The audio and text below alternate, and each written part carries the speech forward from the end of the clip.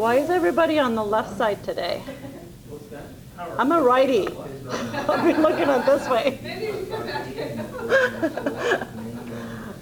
All right, my name is Faye Bashar. For those of you that don't know me, I've been with Keller Williams since 2010. And I joined on my birthday. It was the best decision I've ever made.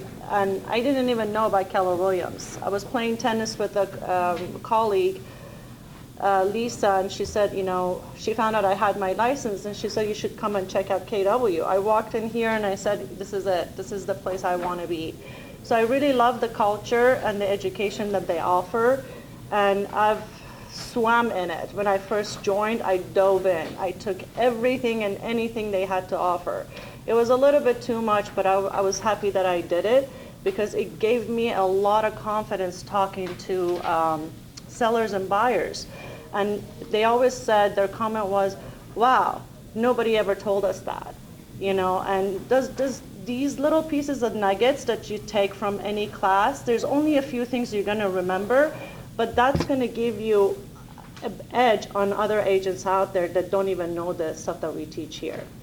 So we're going to go to the scripts and role play, and role play some of the scripts here, if you will. So there are some objections. The basic objection that always comes up is when, on the repairs. And the thing with repairs is you've got to set the buyer's expectations right up front. It's not about selling real estate, it's about setting the right expectations. And there's a lot of people involved. Everybody has different ideas. Buyer's mentality, mindset is, I don't want to pay too much. I don't want to, that's going to cost me a lot of money to fix it. And our job is to facilitate. Our job is not to tell them what we think, or what we think doesn't matter, our emotions doesn't matter. So the more you take your emotions out of it, the better results you're going to get. And so I don't know, we want to get into groups. How many? 1, 2, 3, 4, 5, 6, 7, 8, 9. Yeah. 10. We're missing half our class. 9:30. Class starts at 9:30. Yeah, it does. Well, we're supposed to role play the scripts from 9 to 9:30. See, I did my homework, Ryan. You can't trick me. You can't trick me today. I know it's Friday. I understand it's not sure you're not. I know. Right. I don't want anyone else That's gonna hold me accountable. Are you going to be one of those students that picks on the teacher today? I know, people are strolling in. That's good. So if you want to get into groups and practice the scripts, it's really helpful. If you want to practice it you want me to say the objection and do it however you guys like to do it. Which, you want to get into groups, or do you want me to do it? Pick someone out of the group. I'd love to hear what you, there's scripts, and then there's what you would put into it personally. Sure. Make it more real. All right, sounds good. All right, the first one is when the buyer wants the seller to make repairs. Mr. and Mrs. Buyer, until you have a physical inspection, we will not know how much these items will cost, and we could find additional repairs we may want to negotiate. Consequently, you have 3 choices. So this is what I learned in real estate. Always, in order to take yourself out of the middle so you don't get sandwiched, always give them options. You come across as a professional. If you're writing emails, if you're texting, whatever, in your communication says, Mr. and Mrs. Seller, these are your options. It works wonders, trust me, I've done it. You can offer the seller less money now to compensate for these items. That's one of their options. You can ask the seller now for a credit to repair these items using your own contractor, or I usually advise clients to wait for the physical inspection and negotiate all repairs items at one time. So the thing is with repairs, it could get really crazy. The best practice that I've learned is to always come up with a dollar amount.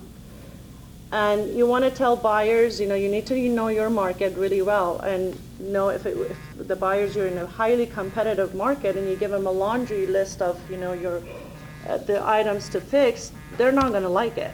They're going to say, next. So how important is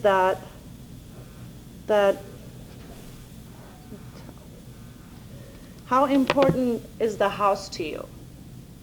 Do you want to lose the house over a few items that you need to repair? Is a Saturday morning handyman list or a honey-do list? Put things in perspective, because people get caught up in the little things. They could lose a deal over a microwave or, a nail that's sticking out on the stucco. These are really minor stuff. So giving them options is really, really good, and putting things in perspective in a big picture for them. They love it. They'll appreciate that you did that for them. Any questions on the first one? Anybody has struggles with negotiating? Have you guys negotiated repairs yet? I'm not sure where you're at. Yeah? What are your struggles? I don't have any struggles. I'll tell you about an incident I just Sure. had yesterday. So the list did look very long, but a lot of it was like, can you explain this? Can you explain that? So I was me and the agent was going over it, and they're kind of like, oh, well, that's a long list, you need to be considerate that we accepted the offer less and And I was like, well, I'm not telling you guys that my client wants all this stuff fixed, but I want it addressed and at least explained so we know what's going on with the property. So they ended up saying they're going to fix all the electrical and all the plumbing, and then anything that was kind of minor. Well, that's great. I mean, you don't want to overwhelm sellers with a long list anyway. I mean, asking for little items, it's not going to get you anywhere, because they're going to, if the list is too long, naturally they're going to say, I'm not going to do any of that. They're going to reject the whole thing. But if we pick a few things that are really, really important to you, and it costs, on the dollar value, it's high up on the chart, this is what we're going to ask. I rather ask for big ticket items than less ticket items. Well, I think it was longer because all the items were electrical stuff. So it couldn't just Right. fix all the electrical. I was trying to tell you, tell them these are the items I need to fix. So it was just grouped into the all electrical, and it made it look like it was. Yeah, it was a long list. It's always great to get on the phone and have the conversation with the agents before you even send anything, because it could be intimidating. You don't know what kind of the day they're having, if their son is sick, their grandma passed away. You don't know how your request for repair is going to find them. So always get on the phone and give them the courtesy to go over the list. Hey, I'm going to send you this list. What do you think about it? Is your seller okay with it? Give them the courtesy that get them on board with you. That's really, really important. And also, as I said, big ticket items over small ticket items, because you want to win on the big items that are costly to you rather than the little ticket items.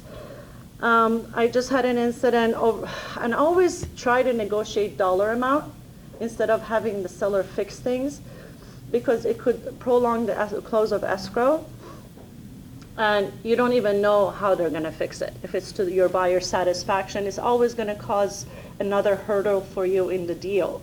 So you want to always make sure that some sellers don't agree to it, and in the past 15 years I've been in the business, not everybody agrees to giving dollar amounts. But always try to negotiate a dollar amount for the repairs. It's much easier, cleaner. You don't have to hassle with going back. And Even if the only reason why I did, I said that that's an option if they didn't want to go that route of repair, it was because we didn't come in at full price. They still accepted our offer. So I was saying if it would be cheaper for you to fix it, okay, fix it, than having to give a dollar amount. How do you feel about that if you came in under what they're asking? It was just like $5,000.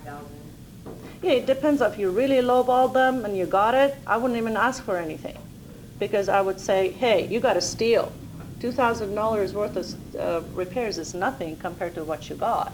So always put things in perspective for them. I mean, as I said, negotiating dollar amounts is the best practice rather than having the seller fix stuff, because then you have to go back and check, make sure they fixed it, give you a receipt.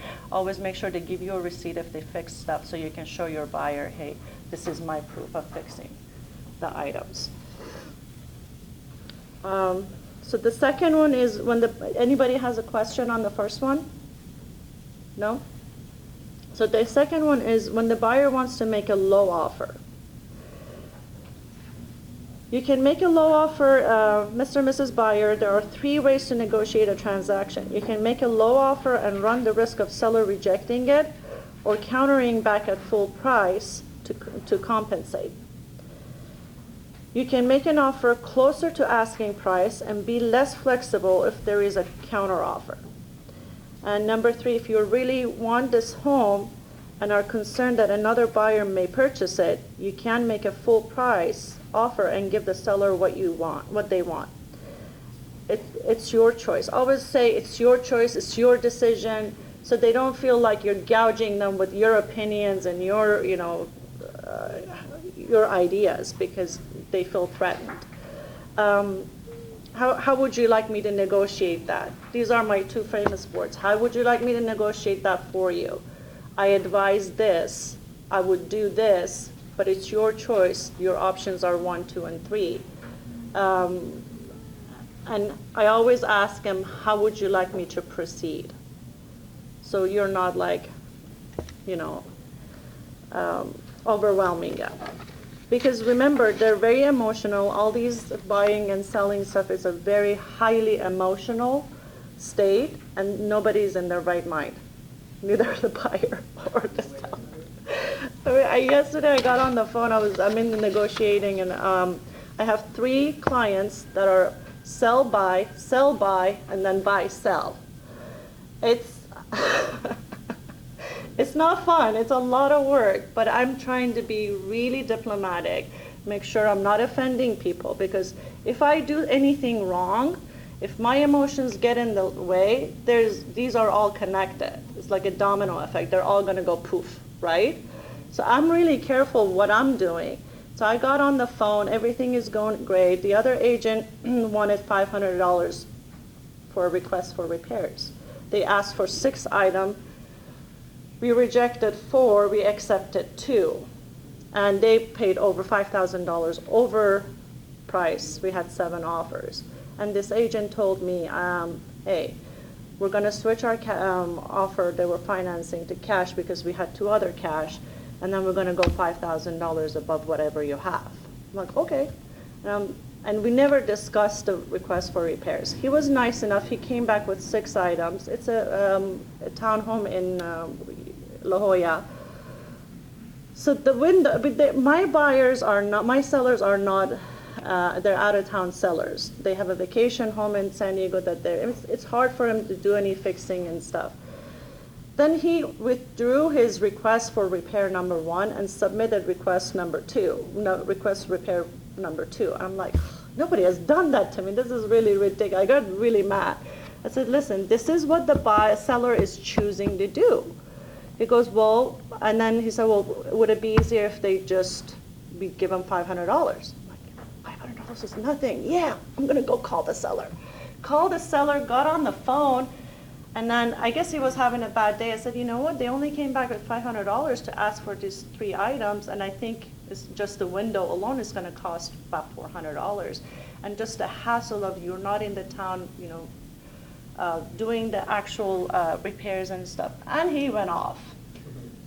And he said some bad words.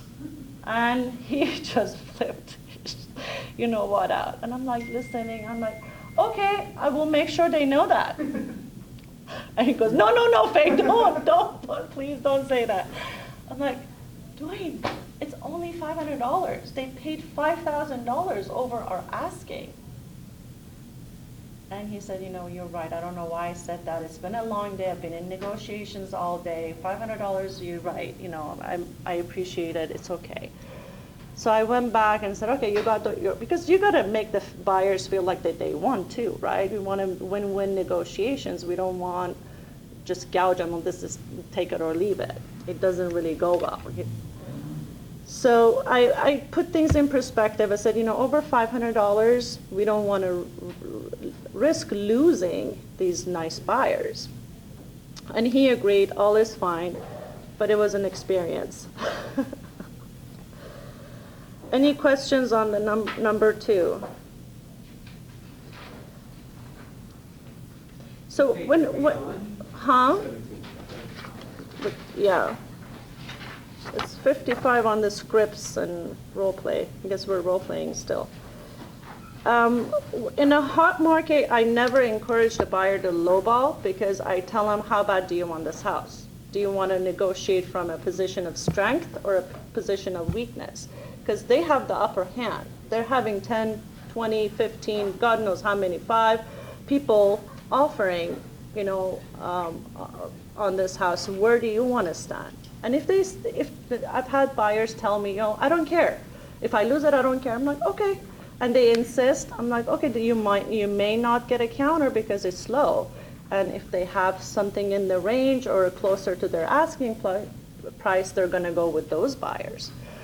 So, I always try to represent them to the best of my ability, and I put everything on the table and let them choose. And if they choose to go that route, it's okay.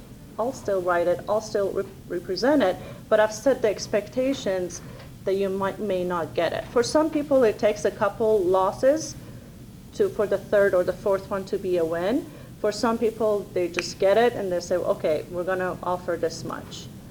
And again, putting things in perspective, how much does it cost you in your payment if you go $10,000 above?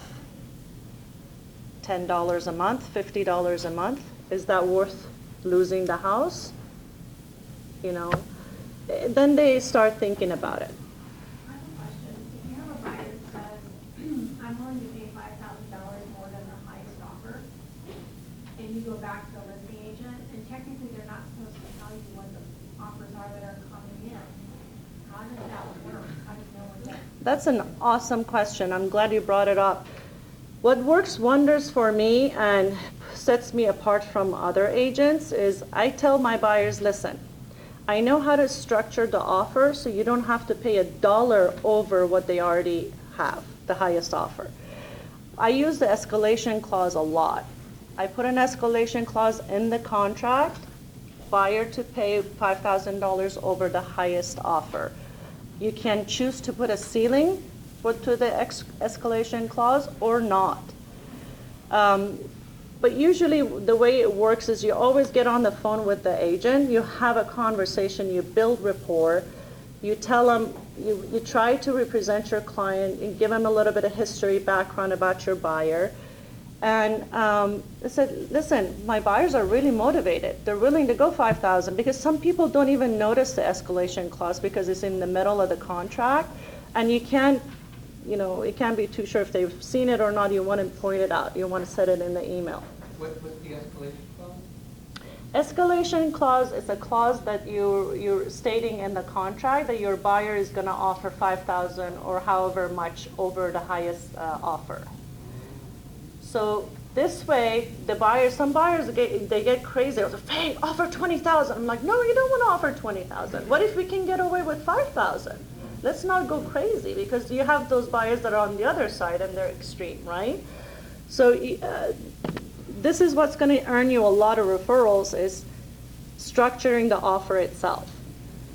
So I point out that I put in the escalation clause, and it has to be a substantial amount. It can't be like $500 over the highest, right? And you have those buyers too, that they don't want to, okay, I'll offer $1,000. I'm like, no, it doesn't work that way. On a $900,000 house, you want to at least offer $5-10 grand over the highest offer because that's going to set you apart. That's going to make the seller think that's worth the trouble, right?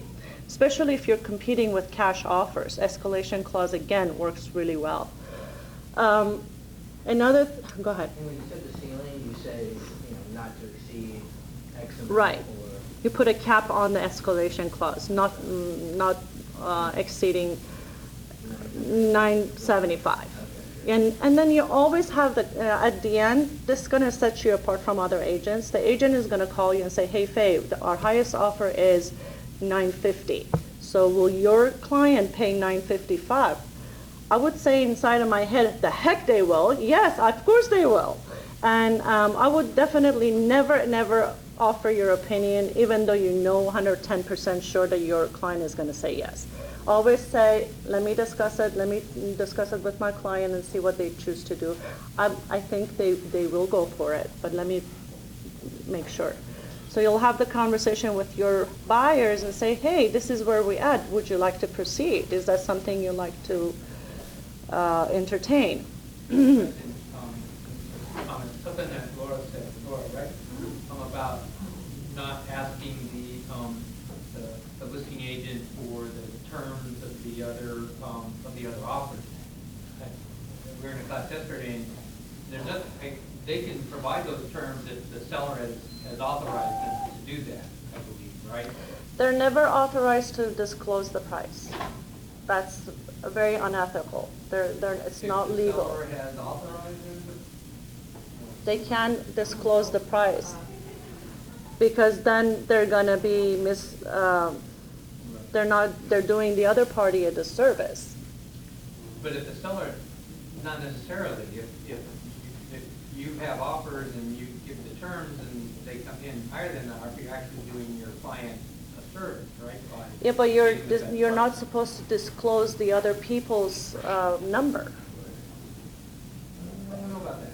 We'll discuss that offline. Yeah, The thing is what we've been told is you ask anyway.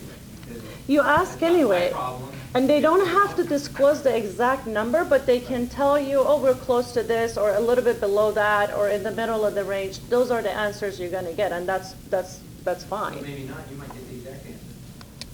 I've gotten the exact answer too, but you know, Right. So as long as it's. I guess my point is, there's no, as you as the buyer's agent, there's no harm in asking. Absolutely not. No, you ask anyway.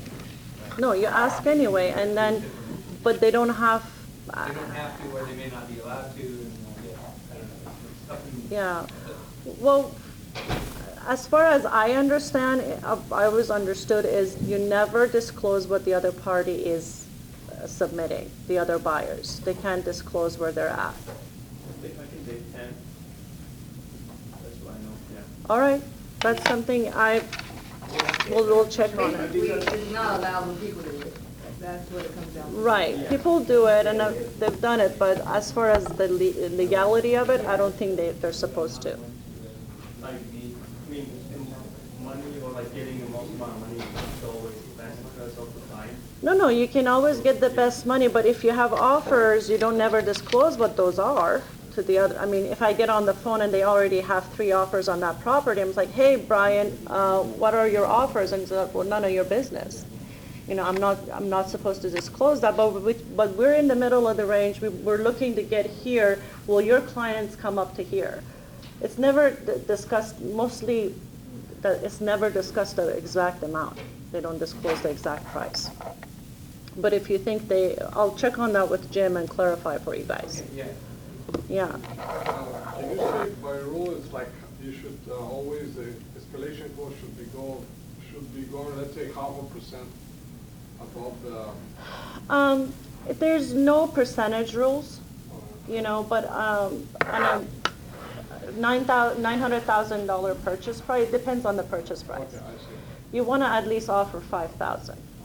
You know, they offered me $5,000 above asking with a $450,000 price range. So it varies. You never know. Okay. Yeah. It has to be reasonably cover the cost of the whole transaction, I guess.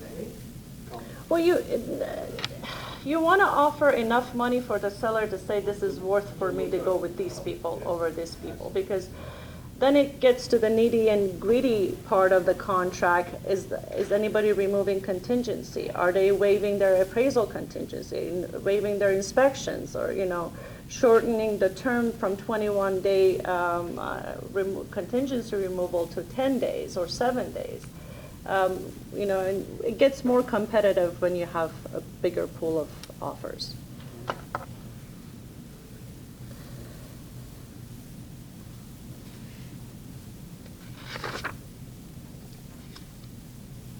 I think we covered the whole thing. All right, present initial offers to the seller. I actually have a question. Sure. Or anything that is mentioned in the says, but off that point of saying the price and someone were to ask you, wouldn't it be maybe wiser to just advise them to write with something like the escalation clause and then maybe say what not to exceed rather than the other offer? Because then you're kind of pinpointing it right there too, you know? If you were to say, yeah, if you include an escalation clause, and you just, you know, if you're going to write it to exceed more than X amount, then they kind of know where they're going to land. Yeah, I don't know about that X amount though, because that's where you're kind of, if they're willing to offer more, and you're. Yeah, it doesn't work if- You can't say, here, don't do that.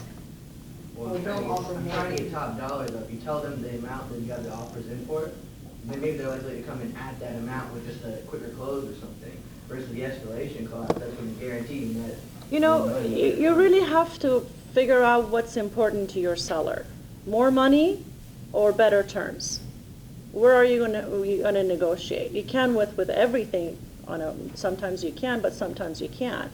What is important to your seller? Getting more money or better terms? But in terms of not actually saying the price, because you can say, you know, it's really strong, it's at the top end of the range, or this and that, and you're basically pinpointing the dollar amount. Yeah, and that's fine. Okay. You know, when you have leverage, you have more than one offer, then you have leverage. That's what you're supposed to be doing. That's what you get paid for. And I always tell my clients, you know what sets me apart from the other agents is I earn my commission. And they're like, what do you mean? I'm like, yeah, when I negotiate, I get your base price, and then I negotiate for my commission, and I earn it by getting you top dollar. Right. You know, and then the whole negotiations for your commission and stuff just goes away, because then they know you're worth it. You're going to work hard and get the price. And it's always we want leverage in negotiations.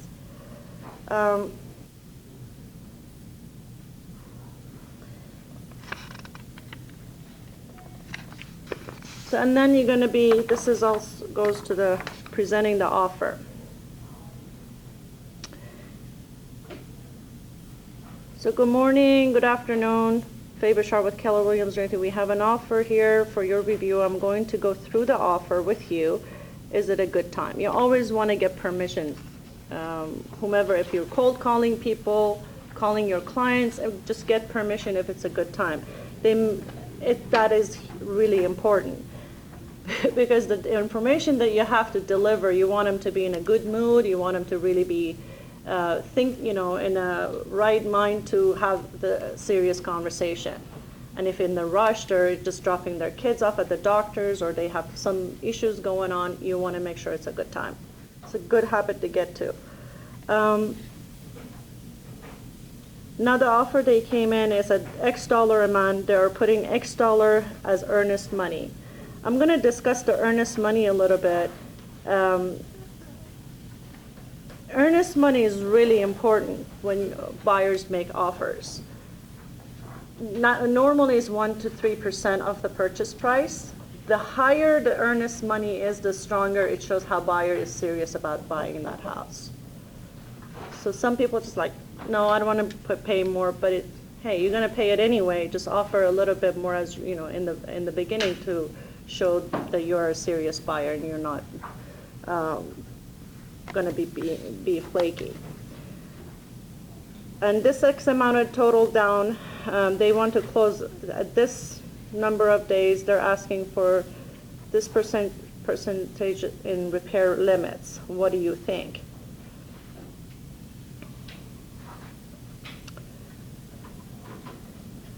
Okay, I don't know this. I read the material a couple of days ago, and we don't ever negotiate repairs in California and San Diego. We never negotiate repairs up front when somebody is submitting an offer. We don't negotiate offers when you're actually presenting. We don't negotiate repairs at the beginning. Usually repairs are negotiated after the buyer has done their inspection. But it was interesting that I recently sold a property in San Francisco, and they get disclosures and everything up front before even submitting offers. I'm like, that's interesting, because homes are really old in San Francisco area. There's a lot of things that to be disclosed. If I were the buyer and looked at all this stuff on a disclosure, that would intimidate me before even knowing that much about the house and having done the inspection and gotten familiar with the house. So it was kind of interesting. All right.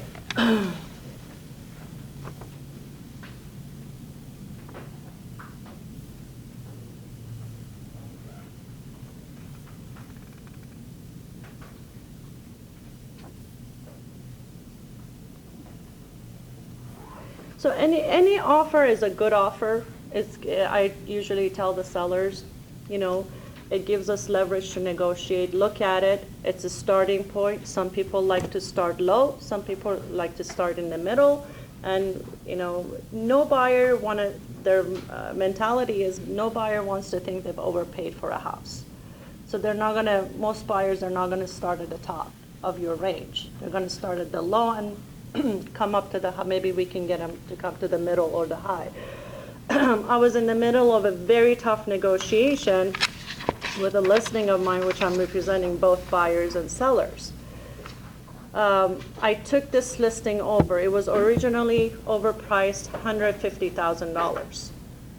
And I tried to tell the seller, he said, no, I know my house is worth this X amount of dollars. I said, okay, I respect your price and we can see if the market can bear that. But if it doesn't, after trying 2-3 weeks, we have to drop the price. And he said, okay. So he dropped the price, found a buyer. The buyer was at 1.68. He was at 1.775. It's a huge gap, right? And I'm thinking, all right, there's no way I'm going to close this big of a gap. But I was thinking what Jim told me, always put it in writing, Faye. So I wrote the offer for the buyer and represent it. That's all I could do. And he went off the deep end a little bit and then fired me and then in an email and then called me the next morning. Faye, all right, this is the last price that he came down to 1272500. Don't ask me how he came up with that number. But that was the number he gave me. I'm like, okay. Then let's counter. Let's counter the buyer and see what he says. Because I'm not in their mind. I'm just between the two of you. I'm trying to close the gap. I'm like, this is great. He came down quite a bit. And I'll back up a little bit and tell you what I did for him to come down on his price. I asked the buyer, how are you arriving at this number? He gave me the comps, 2 doors down, 2 doors up on the same street. I highlighted those, the square footage price per square foot, and when it was sold, and the lot size, and send it to the seller. I said, these are the comps that the buyer is looking for.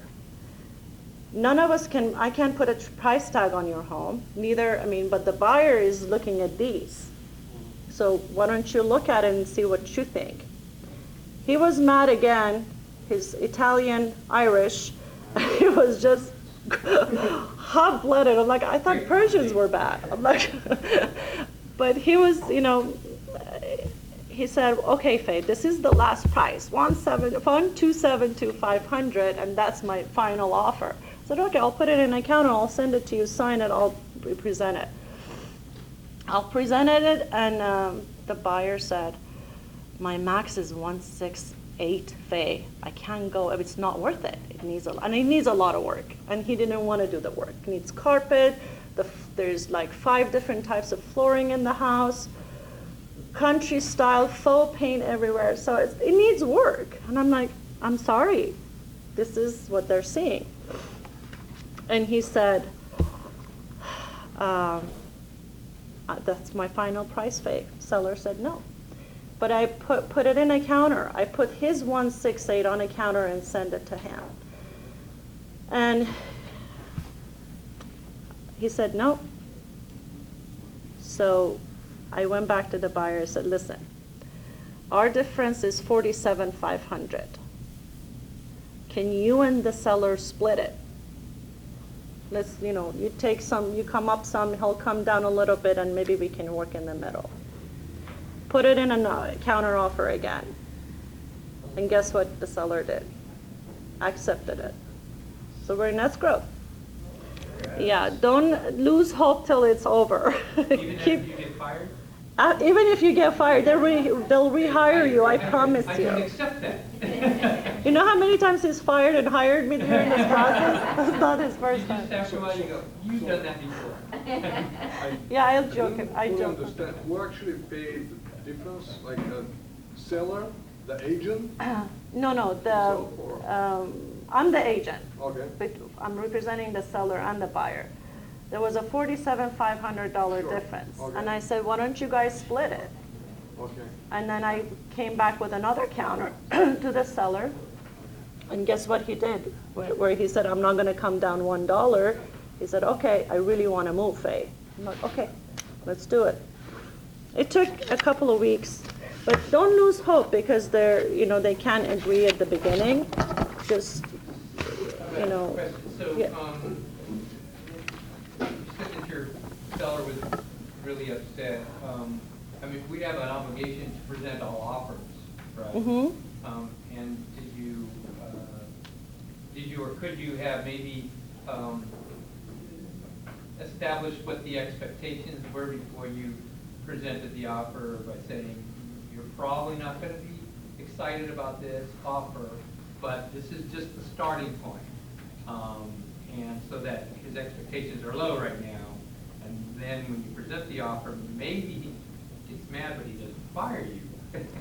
Well, I just wondered this if- seller is really a difficult seller. You can't even get a word in. He always talks, and he's done. When I gotta go. I'm like, wait a minute, what happened to my part? And I did set the expectation, and I sent them the comps and said, this is what they're looking at. And that helped a lot to see what the other side is looking at. So you're comparing your home with homes on the other side that were built, your house is 4 years older and needs a lot more work than they. I always say this is what the market can bear as far as the price. I said, knowing your numbers, I said we had like 60 showings. Nobody came up above 1.7. So I think that's where your house is going to land. That's the price. That's where the price is going to land. Huh? You had a lot of traffic. Yeah, we had a lot of traffic because I strategically placed it a little bit under 1.7 and then his high price at the top. So we got a lot of traffic in. It has gorgeous views and not a big lot, unfortunately. So, yeah. But sometimes when you set the right expectations, you may not get the results that you're looking for. But giving them time to think about it, digest it, and it helps. You don't give up because the difference is too much. All right, are you ready to dig in? Dive in?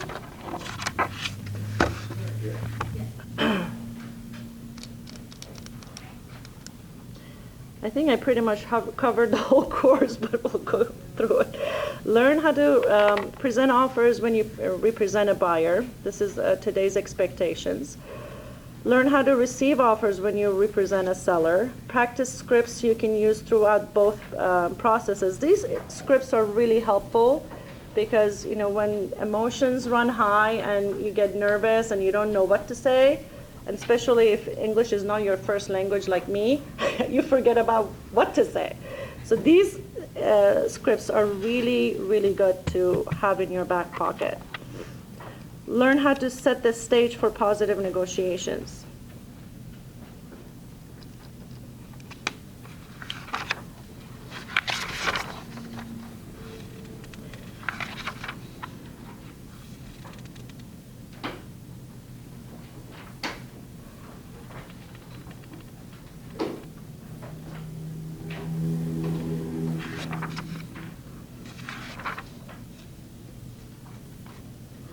I think we pretty much talked about make it happen, the offer process.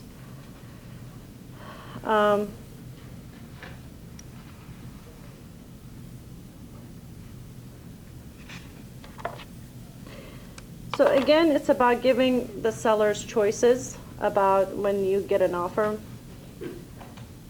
I usually, if I'm corresponding in an email, I rather be talking to them on the phone. That's my first choice. But if that doesn't happen, I'll put it in an email, break it down what's in the package that I've received, and then highlight the important parts: the price, the terms, all the terms, the contingency, what's their earnest money deposit, and so forth.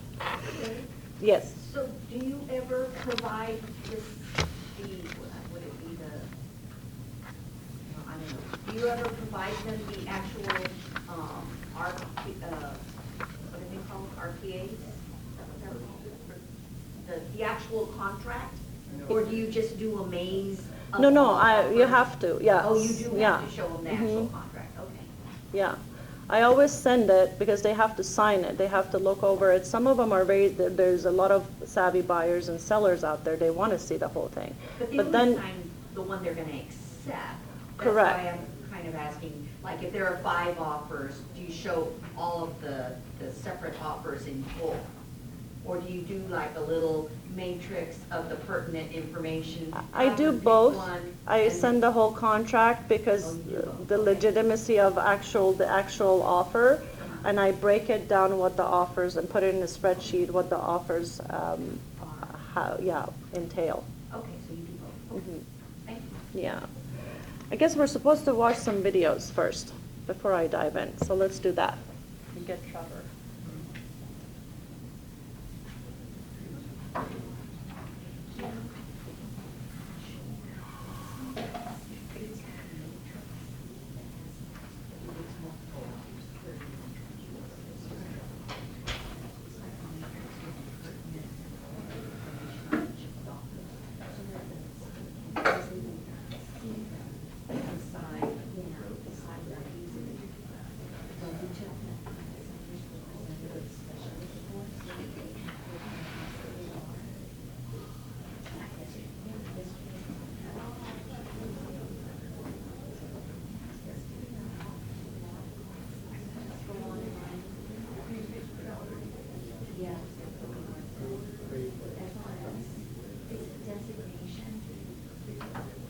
But one day, there was a day, it was Wednesday and Thursday. Didn't you miss us on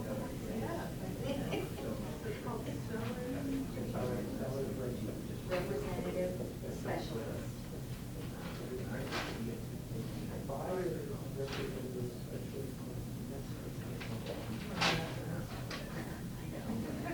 It was a very good class.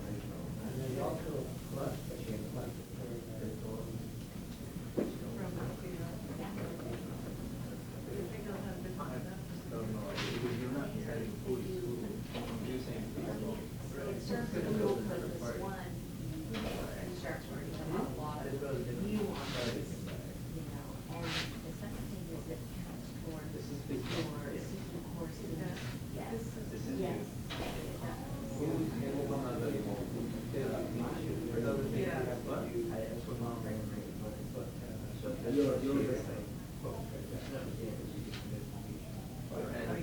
Yeah, 5. That's a self-taught Yes. It would be 2 years. I don't get 5 transactions for 2 years and then take 5. SRS, Sellers Representative Specialist. There's also a formula. No, it's requires accreditation. Yeah, you're right. She wrote with you, or she did? It doesn't really matter. Some people are really into their organization, some people. And you'll see some people that have like all of the, they have like 10 or more. That's what happened. But, I mean, we decided to take it easy, but They have like a focus more on the listing side. All of our customers are Yeah. and so we just thought that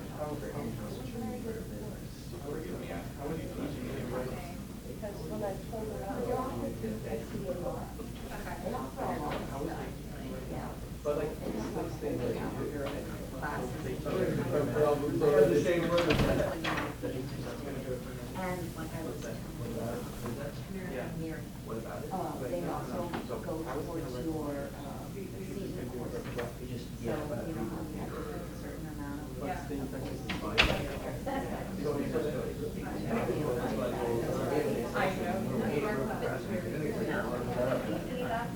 Still, it's crazy. It's like 4 or 5 years. Yes. It's the first one. I'm so glad that you're here. Yeah.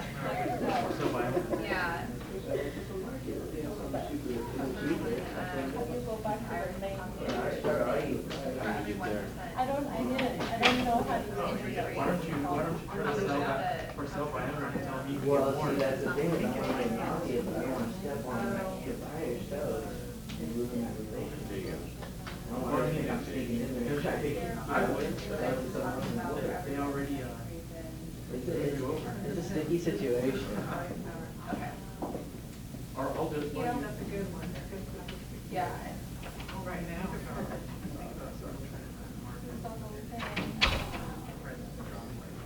So is that the same page as the one that's on your Mac?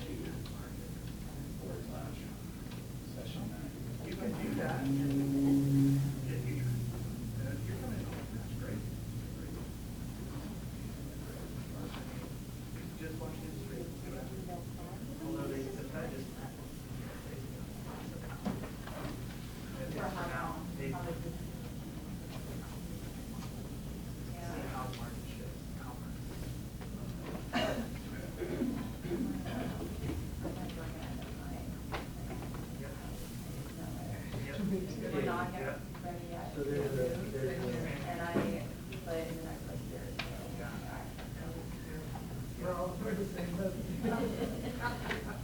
So I actually got the question, the answer to your question that you were asking about if you can disclose the offers. I don't know his name. Tim. I got the answer to your question from Jim. You're absolutely right. You can disclose the offers if your seller gives you permission in writing. Okay, great. That's the way I thought. Then you own the legal fees. But I don't think that's good practice, to be honest with you, because you never know what the other side is going to offer. Could be much higher. Could be much higher, right? Exactly. Sometimes the agent isn't even honest Situational. about what's already in. So Right. a lot of people have to go. Right. So what do you do what's best for you? Uh-huh. When you use the excavation cost, how do you verify that it wasn't that only $5,000 over the top of it? I don't understand the So question. if I come in with the escalation clause that says, I'll offer $5,000 over the maximum offer, how do I Oh. know the agent's not just like, okay. So sometimes I write on the offer, you always have a conversation with the agent, and then you write on the offer, seller's agent to provide a copy of the highest offer, and you can say even black out the parties to names to protect the parties. And sometimes I've had verbal conversation with the seller's agent, and sometimes they've actually shown me proof. So it depends on what the parties are agreeing to. Yeah. Yeah. Remember, we're facilitators, and we want to bring things together, and you want to get as much information as possible to have your buyer make the best decision that's, best serves them.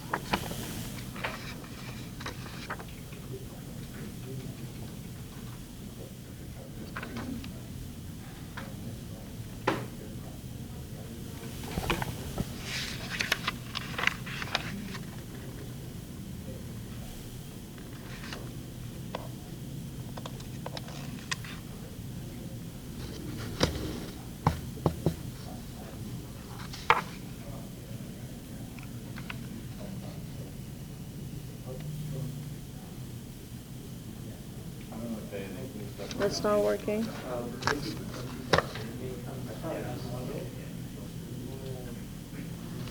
See, some of the links have been not working, so. They move stuff around.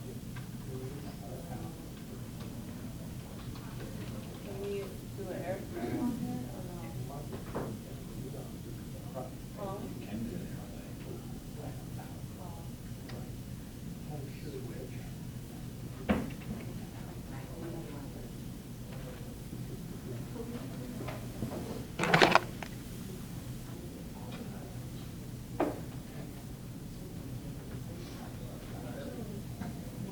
I really want you guys to listen to this script, they're very valuable.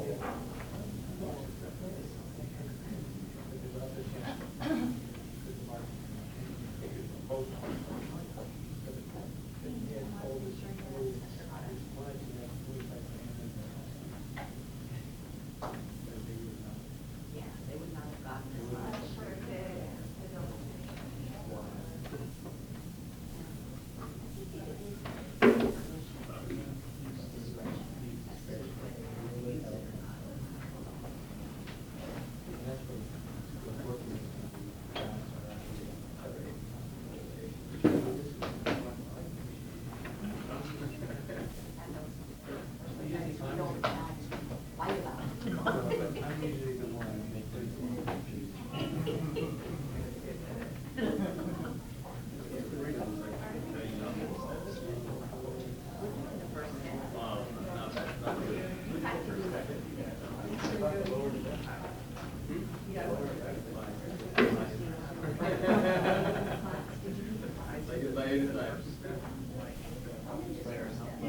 You need to warm up and then you'll be able to airplay. How do I set it up from here? Well, I don't know, I actually took the whole class, and I think because I did it literally like that, like my first week. And for me, it was too slow, I was just sinking. It was just too much. You're on the TVs now, okay? Okay, perfect, yay. Yeah, me too. Let's take a look at the 3 most common objections when getting your buyers to make an offer. Objection 1. We want to sleep on it. Normally, I tell my clients, if you choose to, you might not be sleeping in it ever.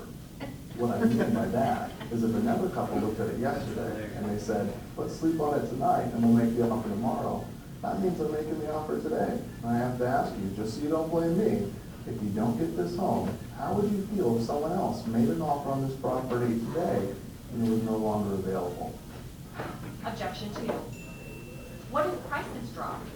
Are you most concerned with the price of the home or the monthly mortgage payment? I would have to agree with you. Let me ask you another question. Do interest rates generally factor when prices come down? What do you think? Yes, no doubt about it. In fact, interest rates could raise 1% tomorrow, right? Well, home prices would have to come down 10% to make up for a 1% rise in interest rates. So if you're looking for a $200,000 home, do you think interest rates might go up 1% before home prices come down $20,000 in your price range? I would definitely agree with you there. So let's do the right thing and make an offer today before interest rates go up. Objection 3. I don't want to make an offer because I don't like the carpet. So other than the carpeting, is there any other reason that you wouldn't buy this home? So let me ask you this. If I could get the seller to replace the carpet prior to closing and you would get to pick the color, the manufacturer, and the installer, and the carpet is installed before you move in, is that something you'd be interested in? Fantastic. Let's go ahead and make an offer. And I'll write under additional provisions that the seller agrees to replace the carpet and you get to pick the color, the manufacturer, and the installer prior to closing. Now, generally speaking, we're going to have to come in pretty close to the full request price because the seller is going to have to spend to replace the carpet for you. How does that sound?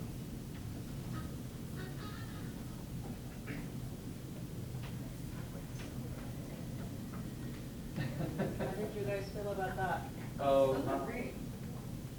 I have a question. Sure. Sort of on the carpet one.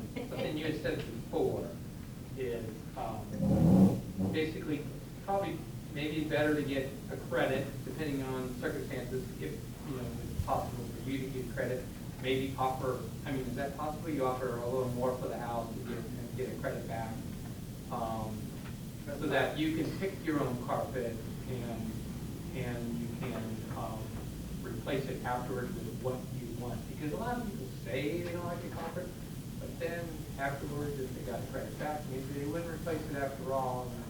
I don't know. This is at making the offer stages, so it may not happen in actuality, but you're putting things in perspective for the buyer to make an offer, not just make an offer because they don't like the carpet.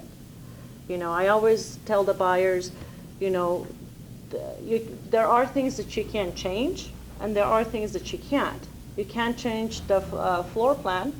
You're stuck with it. Maybe some, take out a wall or modify it a little bit, but you can't really change those things. You can't make the yard bigger. The yard is what it is. But carpeting, paint, landscape, these are the things that you can change, and you have a choice. But based on what you said before, would it be better to ask for a credit rather than a Correct. cost? Yes, absolutely. And is that done in the offer? The credit? Sometimes, they offer carpet allowances right up front. You can put it in the RPA. In the RPA, okay. Mm-hmm. Thanks. Yeah, or do an addendum. Yeah.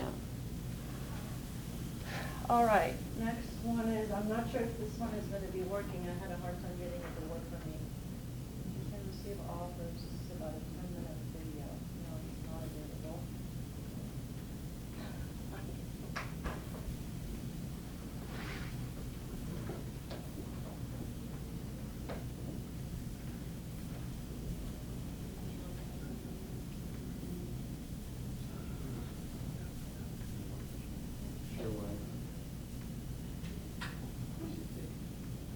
Activate My Transactions. EX My Transactions, powered by .loop, provides a contract-to-close solution exclusive to our Keller Williams agents, featuring online forms, electronic signatures, and transaction management. My Transactions puts the best-in-class technology at your fingertips. The first step is to create your My Transactions account. Log into mykw.kw.com, and in your eEdge control panel, expand the My Transactions menu, then choose Transactions Home. On the sign-in screen, your email address will automatically be filled in with the email address on your KW White Pages profile. Click Sign Up at the bottom of the screen. The email address and password you use on the screen will be used for your e-signature verification when you start using My Transactions. Be sure to set a secure password that only you will know. Then click Start My Free Trial. Next, take a few minutes to set your My Transactions preferences. Back on MyKW, click on My Transactions, then choose Transaction Home. This will take you to the My Transactions dashboard, where you'll set your custom's preferences. In the toolbar on the right hand, hover your mouse over the profile icon, then click My Account. Now, add your photo. Search for an image that you'd like to add to your profile. Add your association or brokerage by clicking on the Add Association link. Then choose the association or MLS that you use in your market. Start entering the full name of your association, and if it's entered into the system, you'll see the type ahead feature populate the field for you. If you're prompted to enter an invitation code, contact your market center's leadership. As you make your way down the page, you'll need to fill out the company information for your office. And don't forget to save your work. Scroll down to the email notification section to choose whether or not you'd like to send an email after any of these tasks are performed. Just uncheck the radio button next to the task to turn it off. And as always, don't forget to save your changes. Now, you can select the settings on the left-hand navigation menu and fill out as much of the personal information section as possible. This information will be used to populate all of your future documents. If you wish, you can change your password here by clicking on the link at the bottom of this page. Click Save when you're finished. You can find out more about my transactions on kwconnect.kw.com. Do you guys use KW, .loop? Don't we have to? You don't have to, but it's. Well, who else do we use? I mean, what else do we? DocuSign, drop off car form, zip forms, e-sign or DocuSign, but I like .loop because it's not overwhelming for the buyers and the sellers. You can actually see the whole document before you sign it. With DocuSign, once you say review, it takes you right where you need to sign, so it doesn't give you a chance to read the document. But with .loop, it shows up as like you can read it and then sign it, so that's what I like about it. And you can keep track of your transactions better.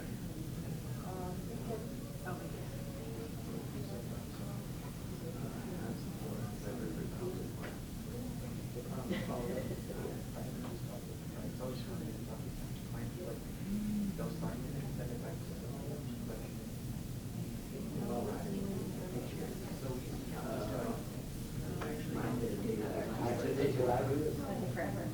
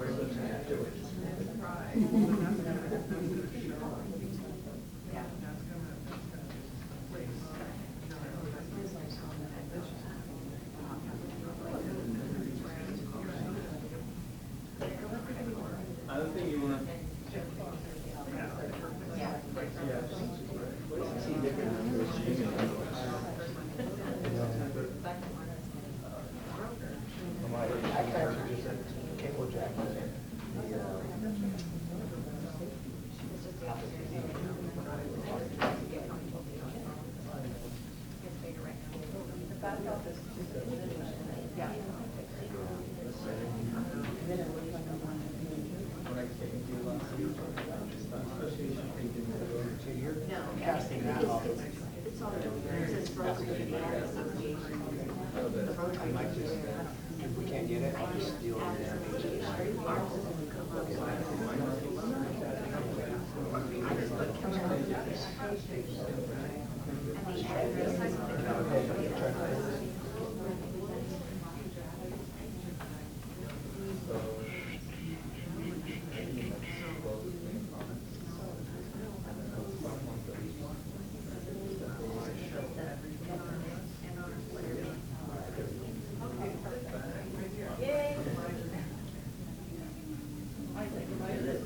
Thank you, Isaac. I just had already pulled it up earlier today.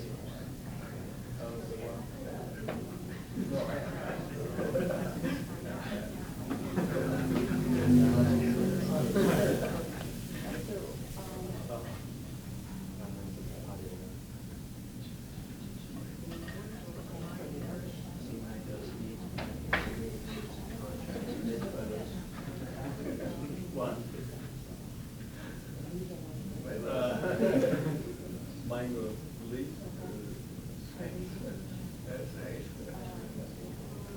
You want to get together and talk about it? Okay. You want to write it off first? Oh, it's because it's connected to my solution.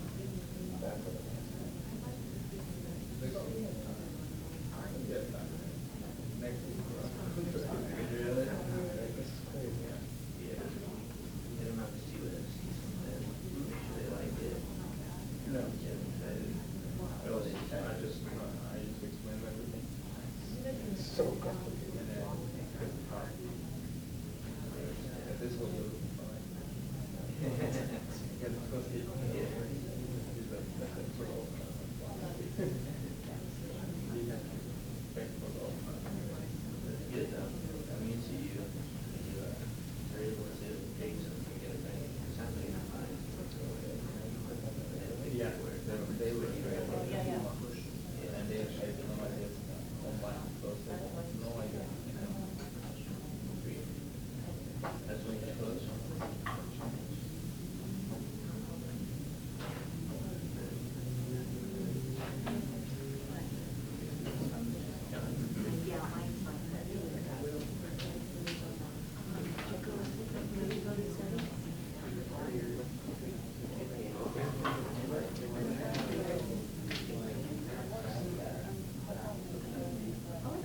Oh, with the video? Was you saying the missing link or just was it?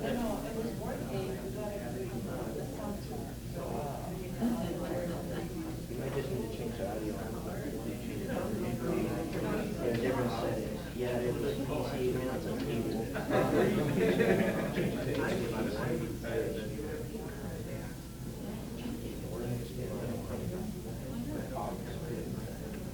Is it playing the sound?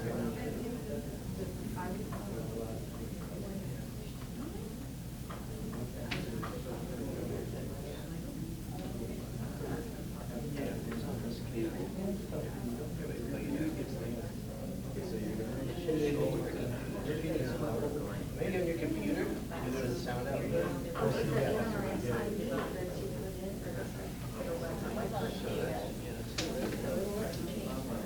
That's an HDMI.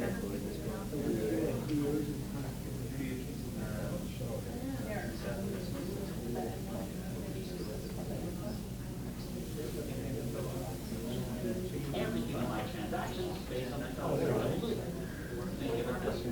Instead of a vanilla folder, you're storing everything in the cloud in what is called a loop.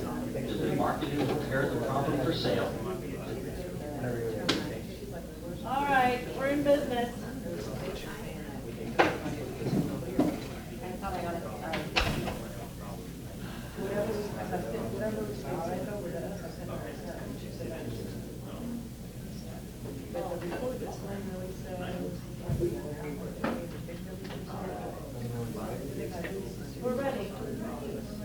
Arriving at the office, stage is an exciting and rewarding time for you and your client.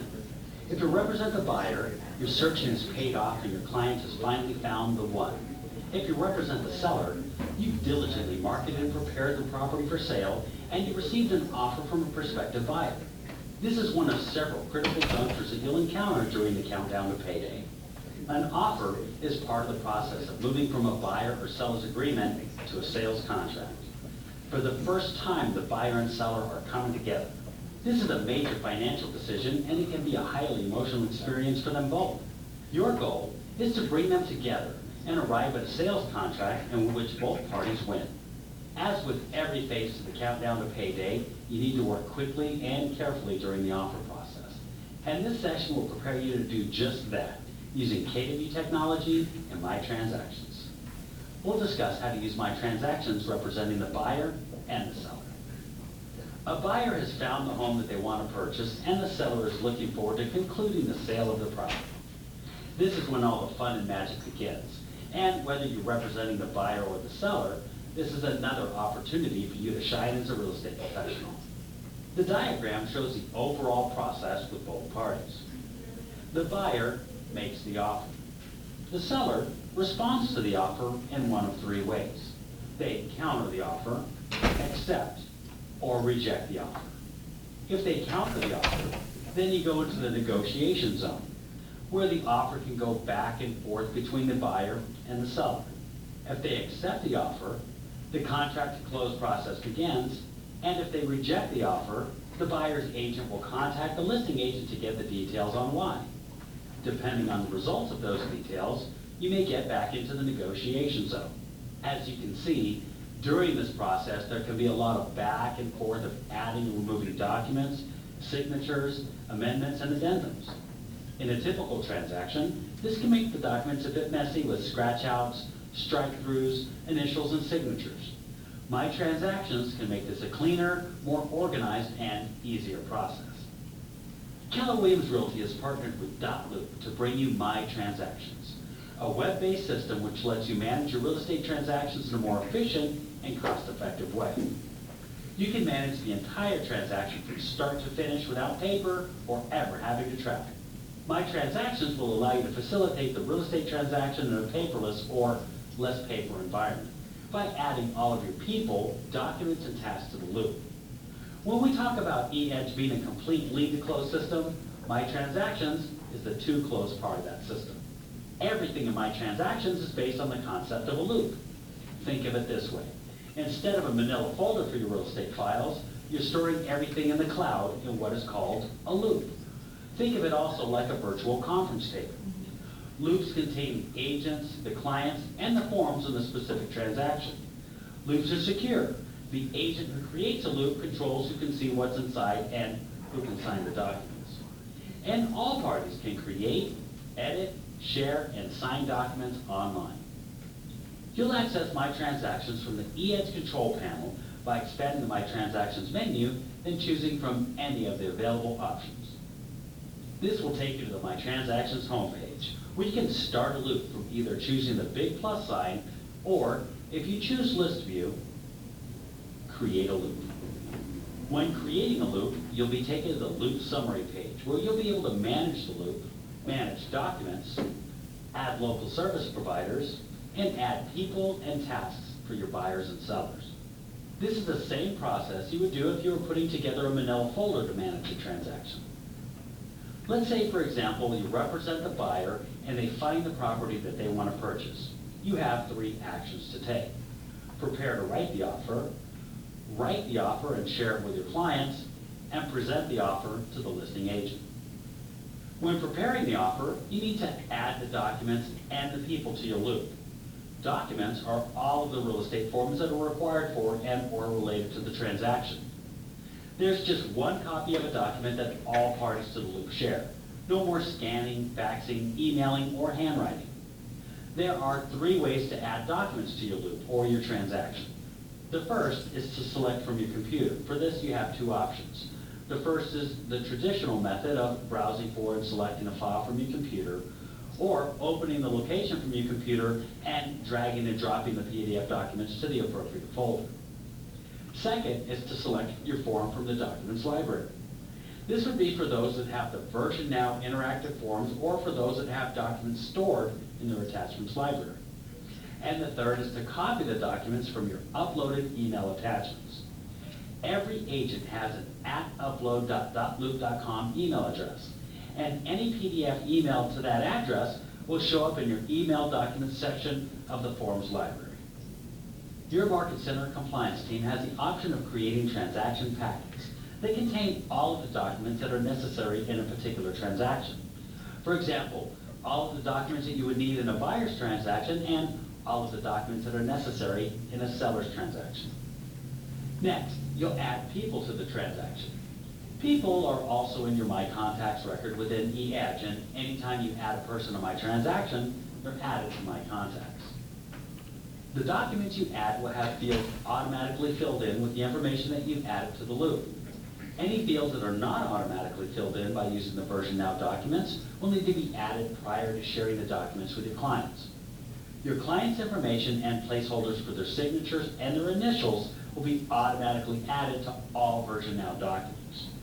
Any documents that are not available through Version Now can be made into an interactive electronic document and will also have to be prepared prior to sharing. Next, you'll write the offer and you'll share it with your clients through My Transactions so they can sign it. Now, you'll present the signed offer to the listing agent. You can share the document through My Transactions if the agent is a KW agent or if you have the co-op agent in your loop.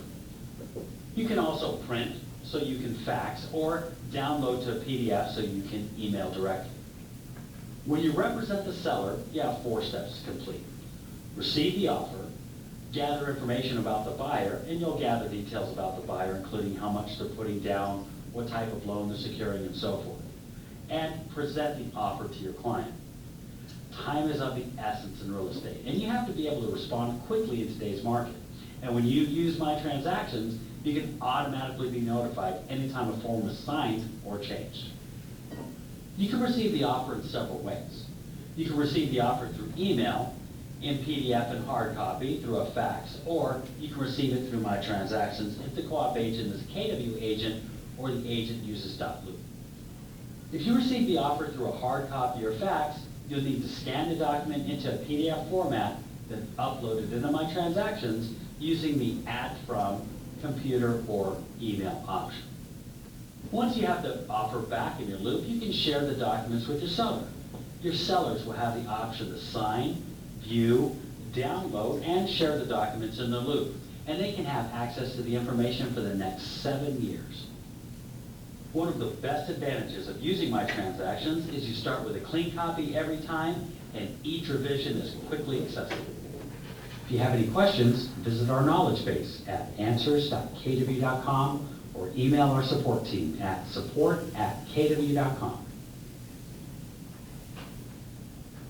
Any questions in regards to the video? I have. Go ahead. Writing this down. But always isn't like, there's several frustrations I have with this. I guess I just want to know, are those the people that I go to, those answers at kw.com support to have the fixed eEdge things that I see going on?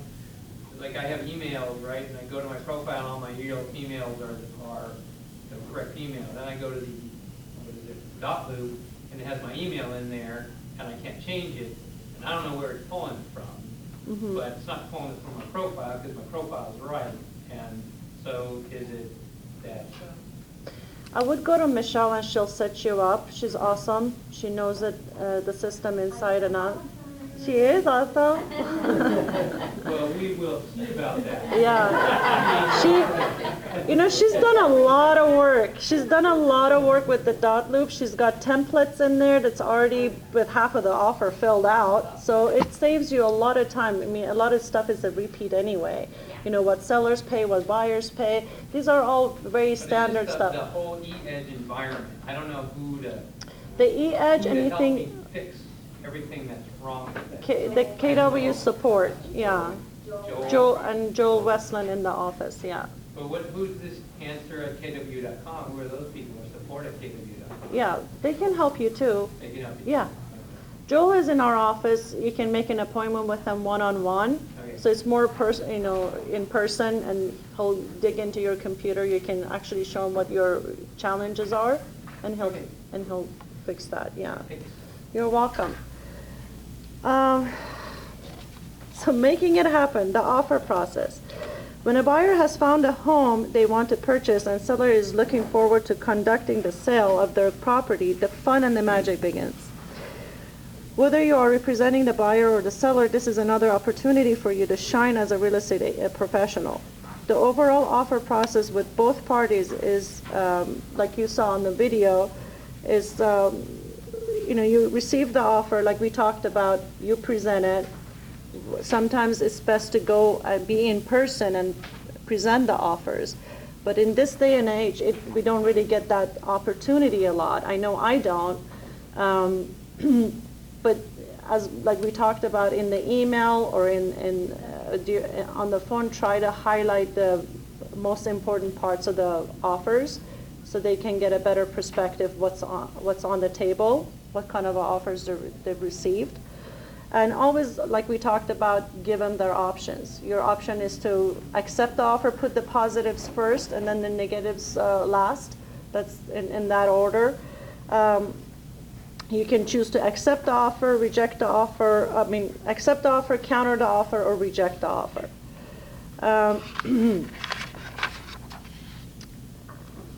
Representing the buyer, prepare to write the offer. Tell them, to walk them through each step of the purchase, which is the price first. And then the best practice is to call the agent and say, hey, I have a great offer here from my buyer. I would like to have the opportunity to present it to your client, to your seller. Sometimes it's best when you're sitting there, the agent is there, and it's more personable. It sets you apart. It creates rapport with the seller. If you don't get a chance to do that, most agents probably won't let you, but if you get an opportunity to do that, go that route first. If they don't let you, try to get a letter, if it's in a highly competitive market, to say a few words about your client, who your client is, and why do they love that home, and why do they want to purchase it. Give them a little story about why they're interested in buying that house. So I had a townhome listed, and we had 12 offers.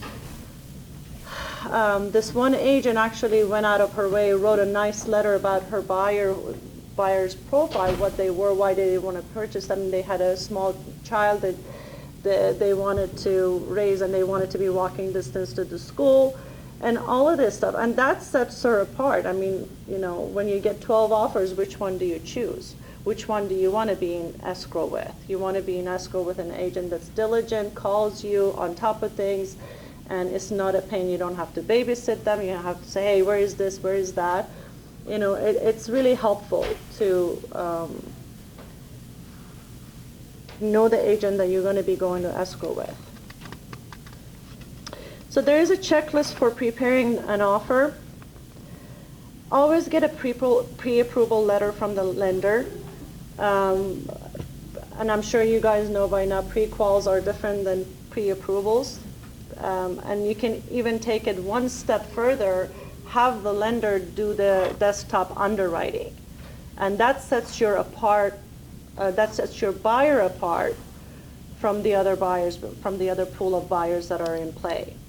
What that does is removes any conditions, any glitches down the line. And it could be, you can present it like a cash offer. Say, listen, they've already been underwritten. This process is going to take maximum maybe 2 weeks, 21 days to close. So they don't have any conditions to meet. They've submitted all their paperwork to the lender.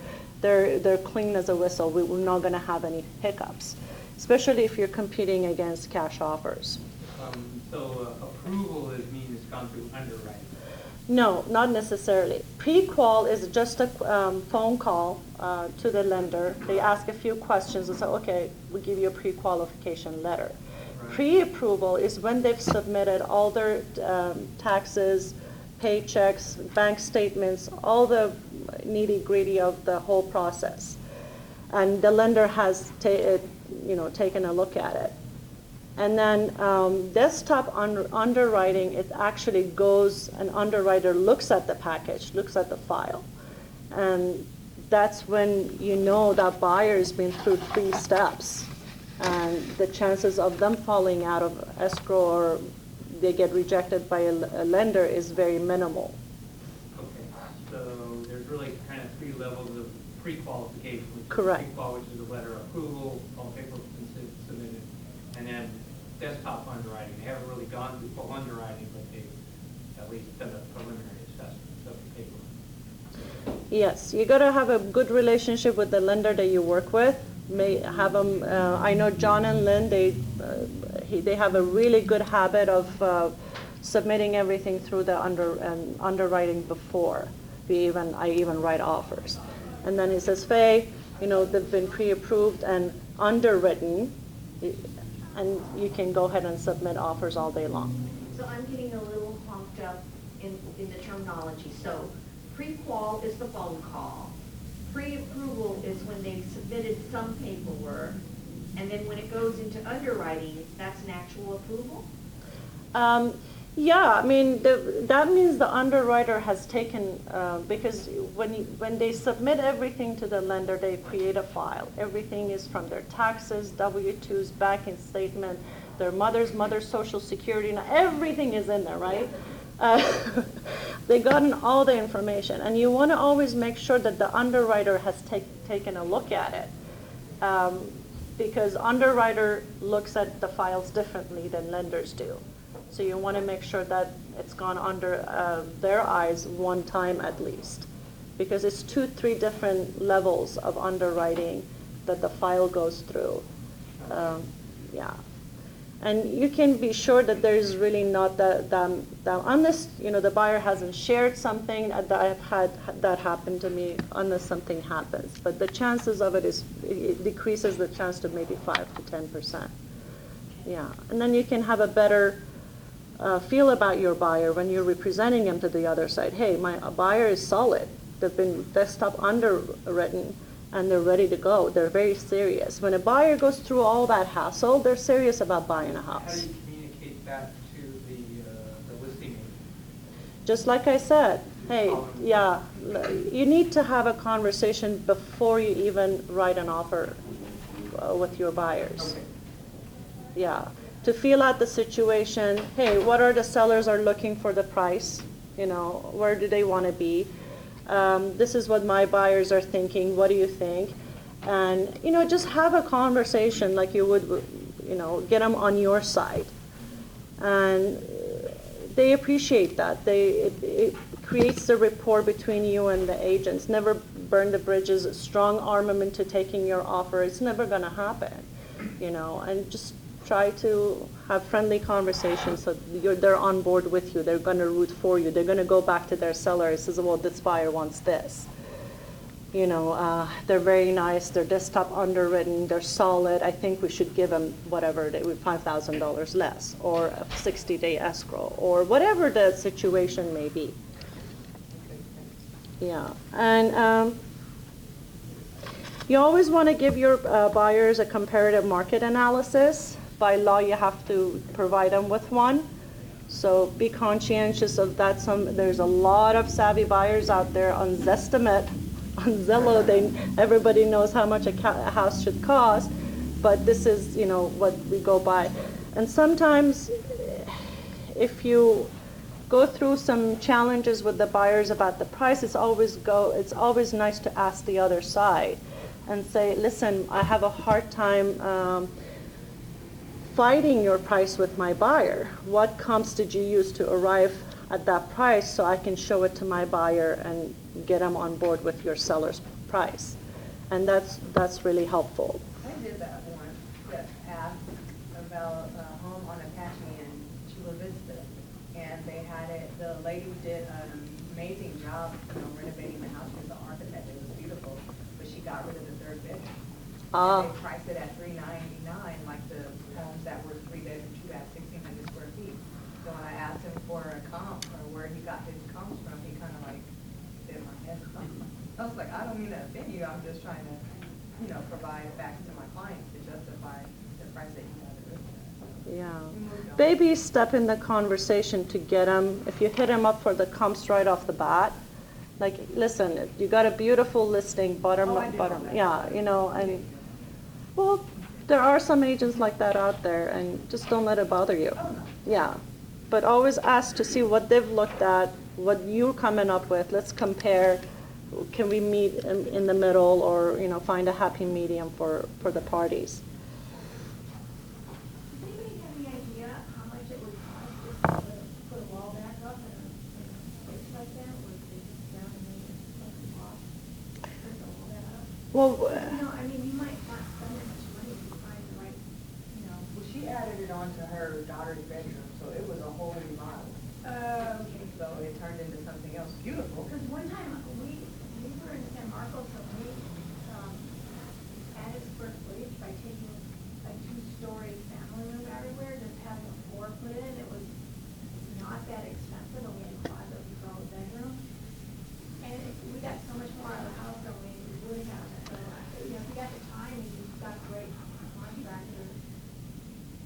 if you hit those challenges early on before them making an offer and they're struggling with the price, just tell them the bank, I always fall on the bank and the appraisal. I said the bank wants to protect their investments more than they do, more than you do, because they're putting more money than you do. You put 20%, they're putting 80%. So they want to protect their investment. There's 3 steps to the negotiation. I always point it out to the buyers. When you actually write the offer, you negotiate. When you do inspections, you negotiate again. And when appraisal comes short or it's not at par, then you negotiate the 3rd time. So it's not what you're writing on the paper. It's you're married to it. You have all these stages. There's the laws are for the buyers to back out of a transaction more than the sellers. Buyers have more options to opt out versus sellers because of that reason, because they don't know the property, they want to get familiarized with the property, and they have more options. So that puts them at ease and says, yeah, people look at value differently. Some things are subjective, some things are objective. But in order to put a price tag on a wall that was added or a less bedroom, that's very difficult. That's an appraisal's job. That's not our job.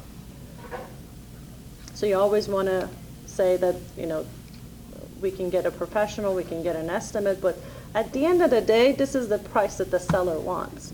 And especially if you have other buyers that are competing, where do you want to be? How bad do you want the house? Should we just go look at other houses? Would you be okay if we don't get the house?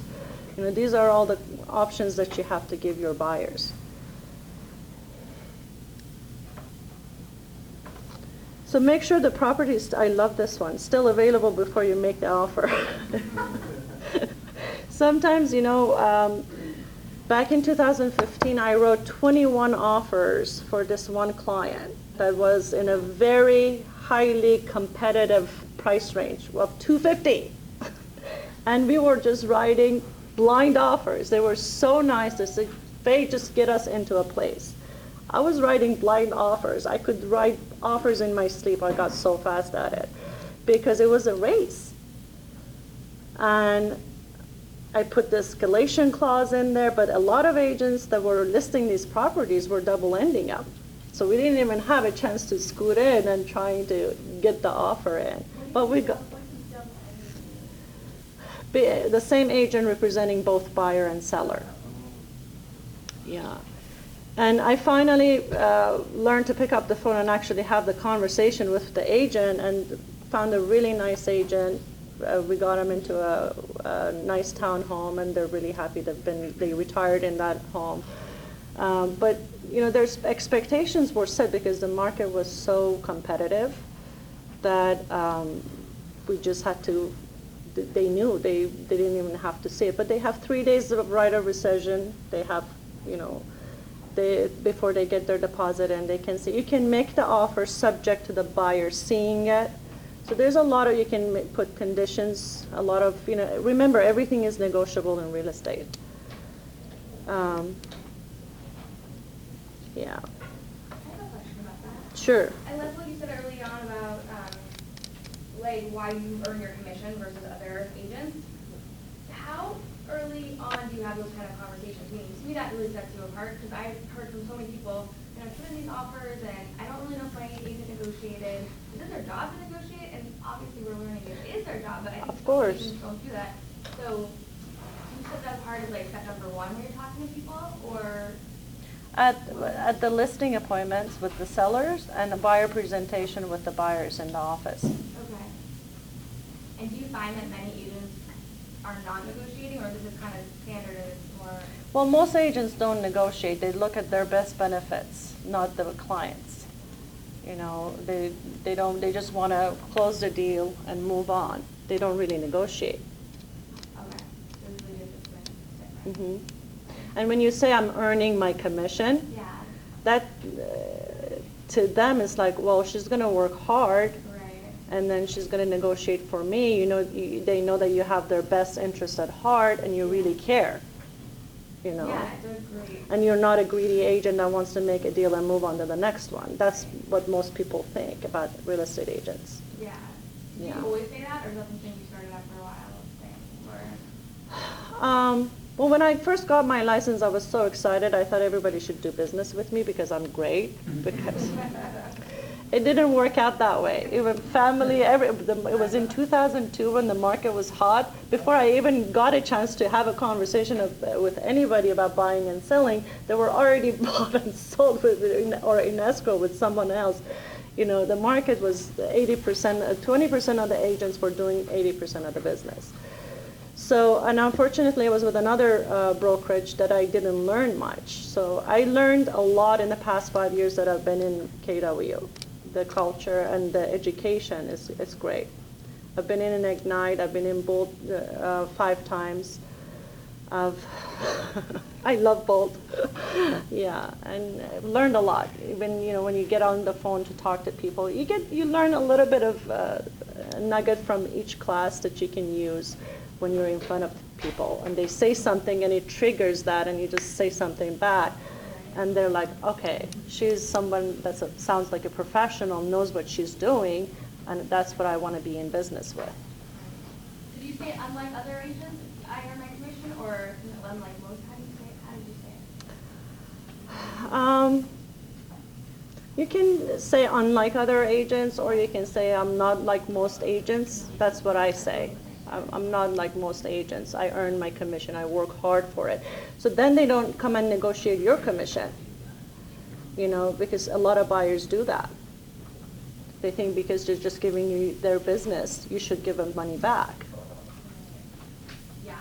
So why would buyers see that as sellers are paying commission? I don't understand that. Unfortunately, that's the way it is in the industry, and it's your job to set yourself apart and build value for yourself as an agent.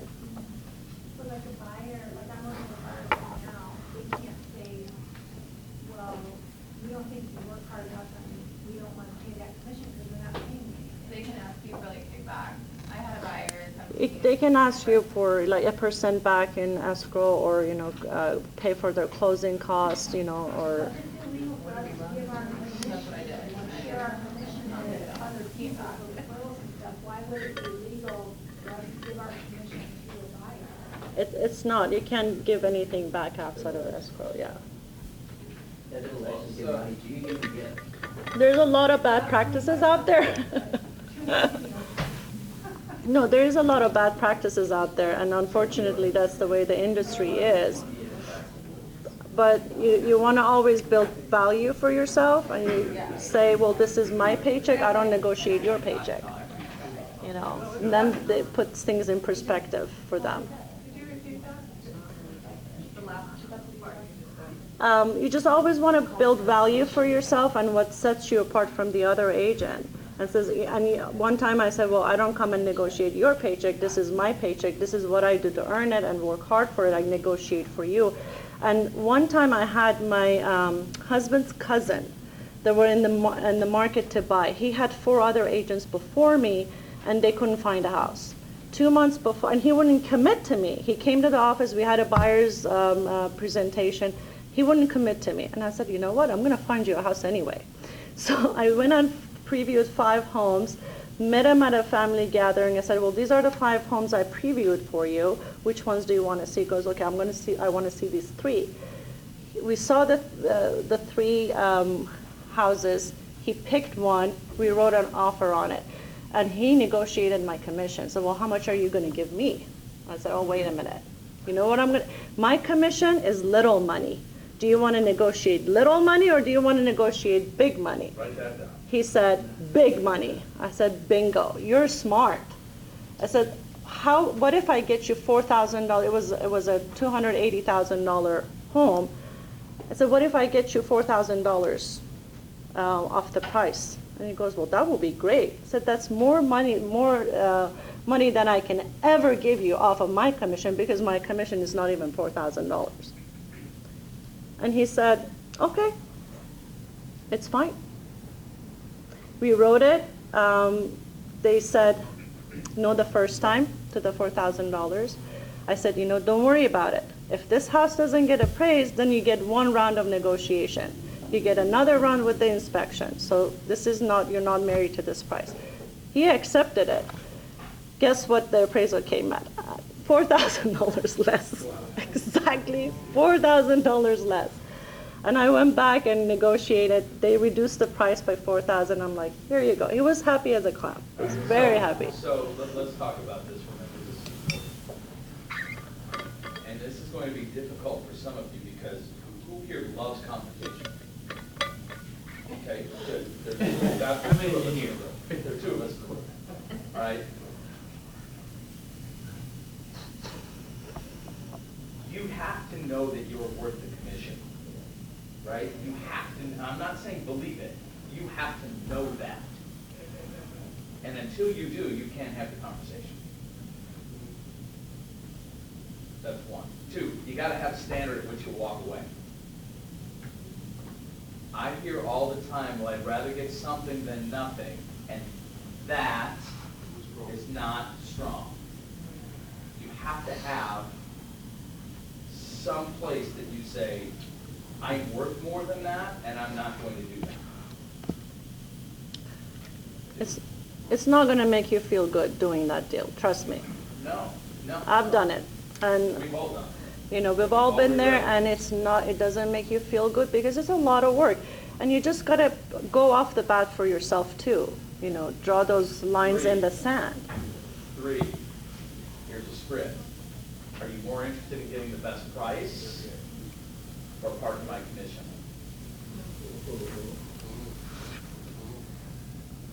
Ooh, you guys like that, huh? Right? You've got so we call that isolating the objection. Are you more interested in getting the best price? And you have this conversation with a seller or buyer. That's the beauty of it. You don't have to think.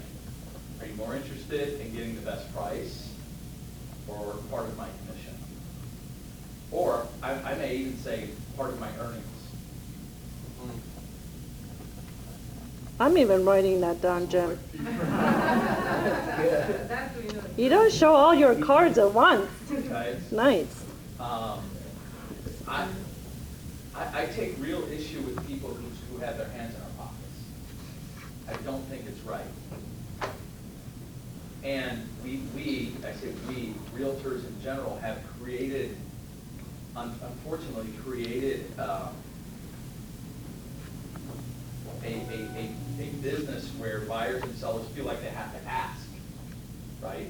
Most of the time, the only reason they ask is they've been told to ask. They think they have to ask. And if you draw that line in the sand that Faye alluded to, they'll stop. They'll stop. You're more valuable than giving somebody money.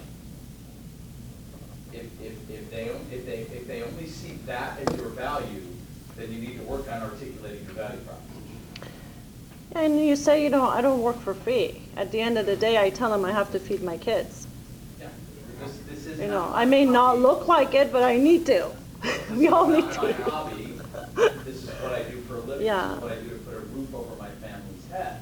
Let me ask you this, Mr. Buyer, Mr. Seller. What would you say if your boss came to you and asked you to work for 33% less than what the agreed upon rate is. I mean, look, you'd be surprised how many times I've used that, and it stops them dead in their tracks, because they don't think about that. They don't think about that. They don't know how our business works.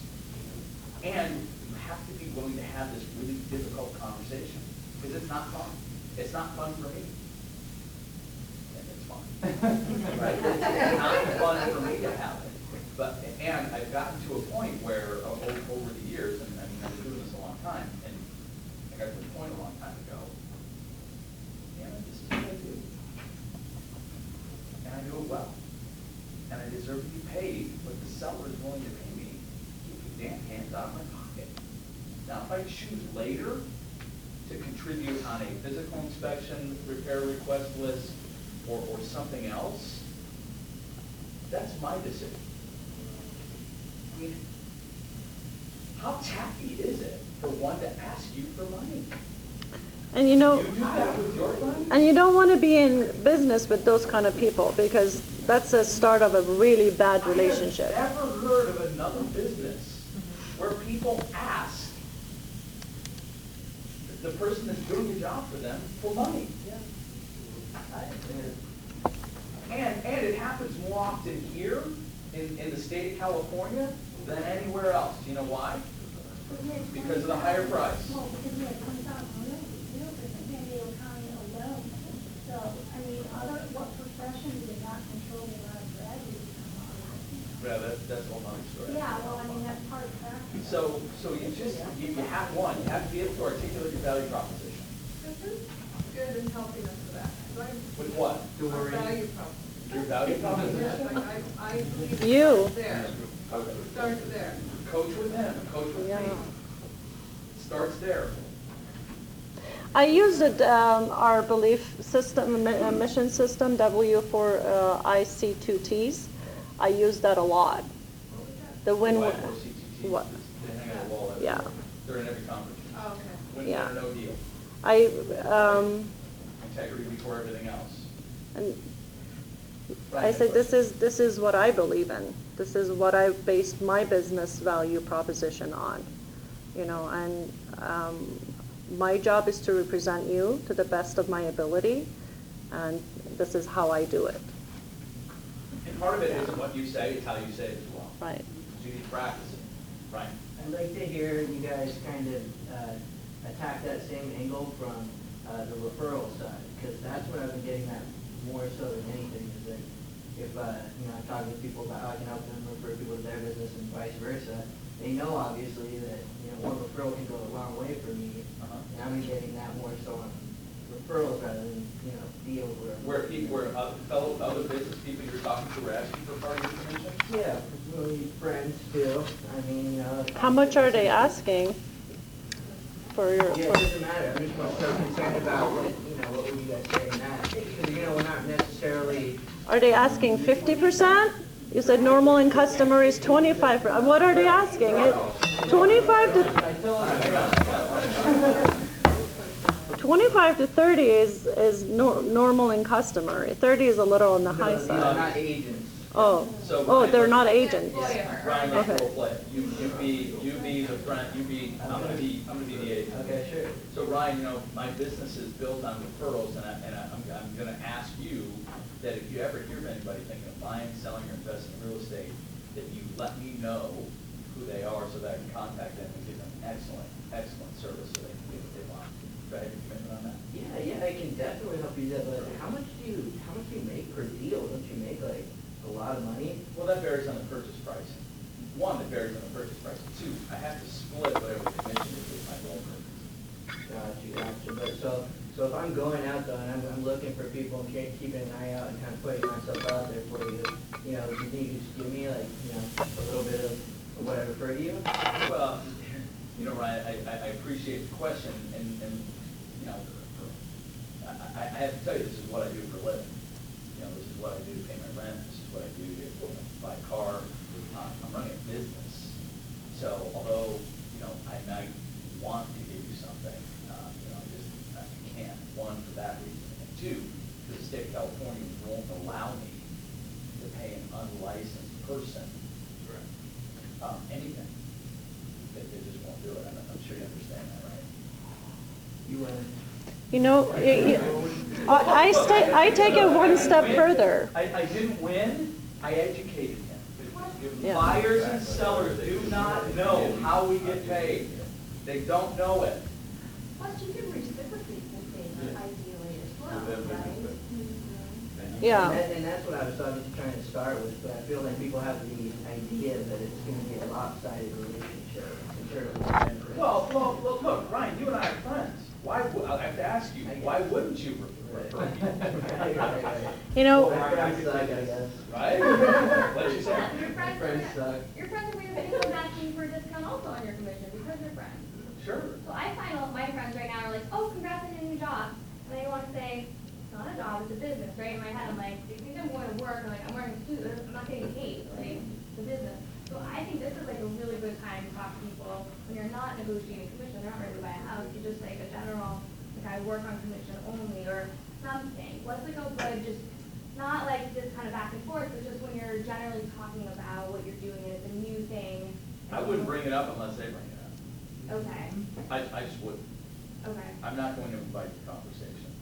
But don't you think that contributes to why people don't know how we earn our money? Yeah, and it's not my job to educate everybody, it's only my job to educate the ones that bring it up. Meaning, not until they ask. What's that? Not until they ask? Yeah, I wouldn't even address it until they ask about it. Why? Because most of your friends don't have the expectation that you're going to give them a discount or you're going to kick them back some money. Okay. Hey, Ryan, can I ask just one thing real quick? Yeah. So any of our vendors, whether you're an individual agent, want to group yourself as a team or an office, you can say, you know what, I work with a lot of service providers. That's why I wanted to have this meeting with you to see how I can better serve you in our position. Ideally, I'll be able to refer business to you and you can refer business to me.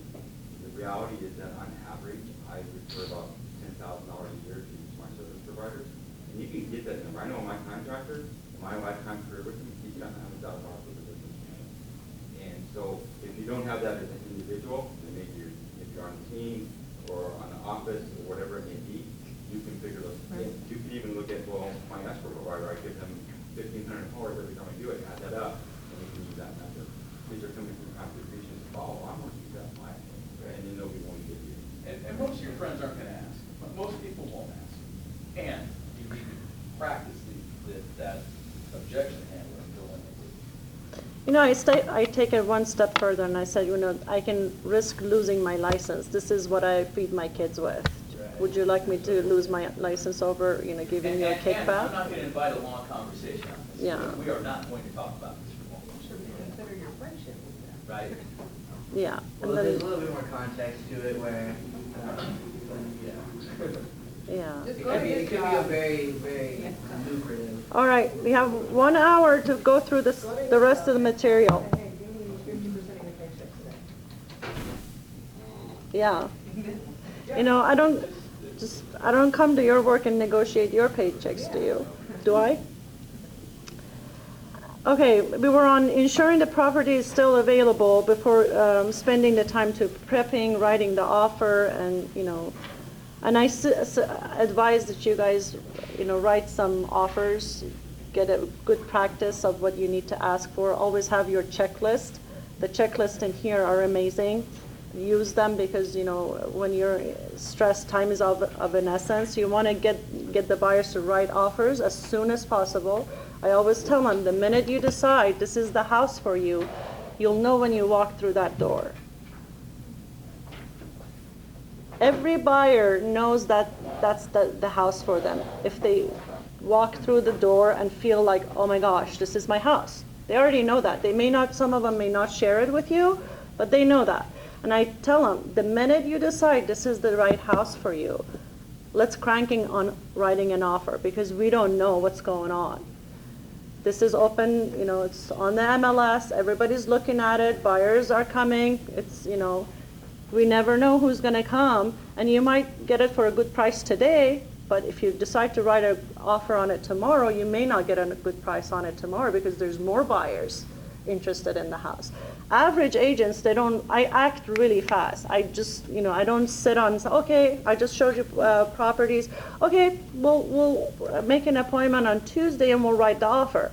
And believe you me, I've come across agents that waited 24 hours before they actually wrote the offer. So, in a volatile market, when things are moving as fast, you don't want to do that. So I always tell them, the minute you decide this is the house for you, let me know so I can write the offer, submit it. You have 3 days to think about it. By the time they respond, you still have time to think about it. There's a lot of time. You have 2 weeks contingency period to make sure this is the right house for you. So you have a lot of outs. And that takes the stress off them to execute and move forward with writing the offer. So we talked about this. When you're speaking with listing agent, make sure you have rapport and gather as much information as you can.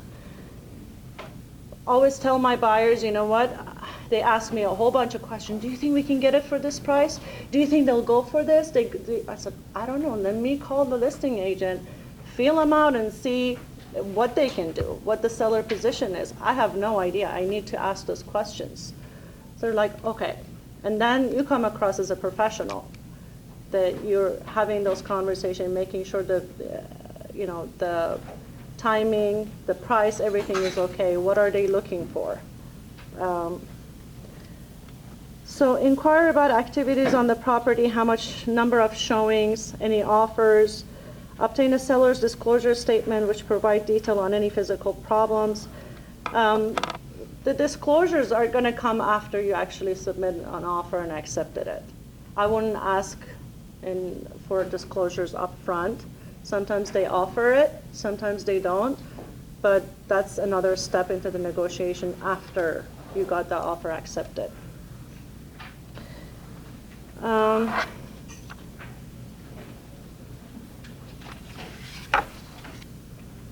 And then you're going to go into writing the offer into your buyers, know that all, ensure that your buyers knows all, that all checks, earnest money are written at the same time. We used to write checks for earnest money. We don't anymore. They have 3 days to get the money to the escrow. It's a challenge when you actually handle the check. You have to put it in the, you have to document it, and I never deal with it. People don't write earnest money deposits and checks anymore. They just wire the money to escrow firsthand. So you can use the dot loop, get everything prepared, go over the offer with them, the main stuff, the price, the terms, the escalation clause if you're going to use it. Sometimes the escalation clause, if there's no competition, it really doesn't do anything. You don't want to put it in there. So make sure you put it in there when it's going to have an effect. Summarize the offer, and it's really important for you to know all the dates and tell the buyers, hey, you have 3 days to take the money to the escrow for your earnest money. The seller has 7 days to order you the HOA docs, and you have to read it and make sure you're familiar with the CC&Rs and the rules and stuff. All those dates, write them down on a list and give it to the buyer. It really helps them it sets their expectations up front. When it comes time for them to remove the contingency, you don't have to hassle with them. They already know, hey, this is, and call them a couple of days before that. September 20th is coming up.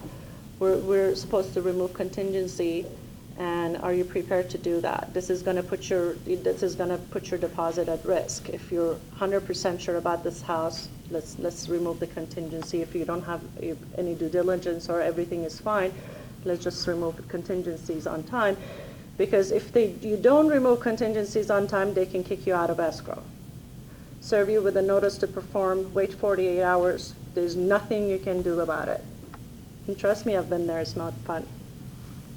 They had I got this buyer in escrow $10,000 less. They got a backup offer for $10,000 more. She was waiting for me to not perform. And unfortunately, my buyer was family, and he did something with a run a corporation check through his personal account, and that came out so late in the game that we couldn't remove contingency because I didn't want to put his deposit at risk. The loan fell through. They didn't give us any more time. We needed about a couple of more days. She didn't. She served the notice to perform right on the date. She waited 48 hours and canceled us. So those dates are really important. Sometimes you never know if the agents are nice enough to give you more time, extend escrow or not, but just make sure you set the buyer's expectations because you can definitely lose a client over that. And there's a checklist for writing an offer, price and terms, seller's disclosures. I don't know, it really doesn't apply asking for disclosures up front in San Diego. Conveyances, this is where some stuff gets sticky. Get a clear understanding what your buyers want. If they even want, anything that's attached to the house is technically supposed to convey. But I've had people like remove storage units from garages, and make sure all of those are negotiated up front and it's in the contract. Because that's another place that it can get really sticky.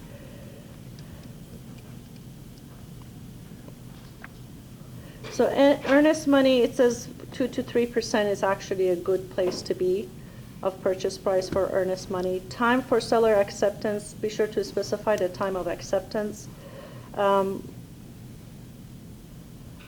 Financing terms, make sure financing terms would be agreeable to your buyer and seller. Buyer pre-approval letter, loan approval, these are all your checklist. I always, what I do with the offer, I submit everything in at the same time. The pre-approval letter, the offer, pre-approval letter, and the proof of funds. And that kind of bulletproofs my offer. Because a lot of people don't, I don't piecemeal it. I try not to. And try to get everything up front, and I set the expectations. I need this and this and this from you. We need to show that you have your down payment money. We need to show you're solid. So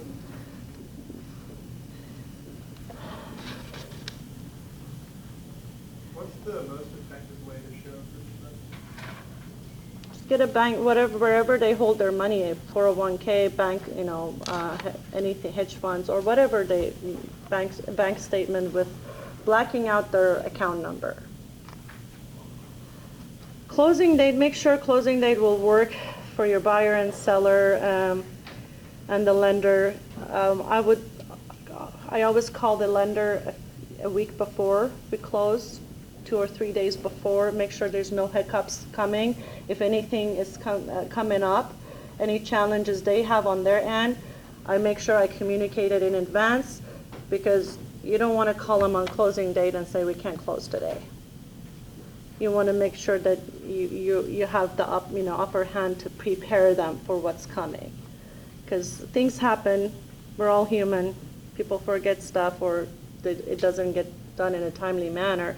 And what I tell my clients is there's a lot of moving parts. I'm depending on escrow, lending, and title to do their job.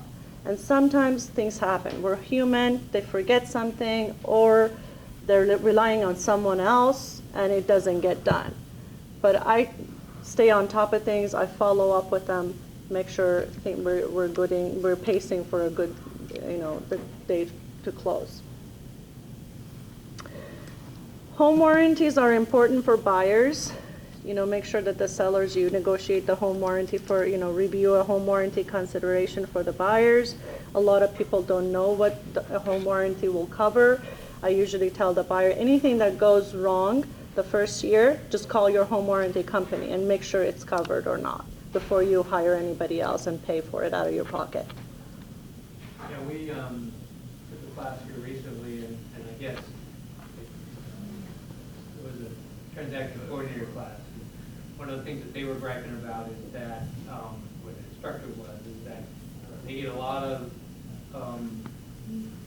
the information on that particular piece is usually incomplete. And they're not telling, they're not doing their due diligence and making sure their buyer has a home warranty that covers all the things that they need covered.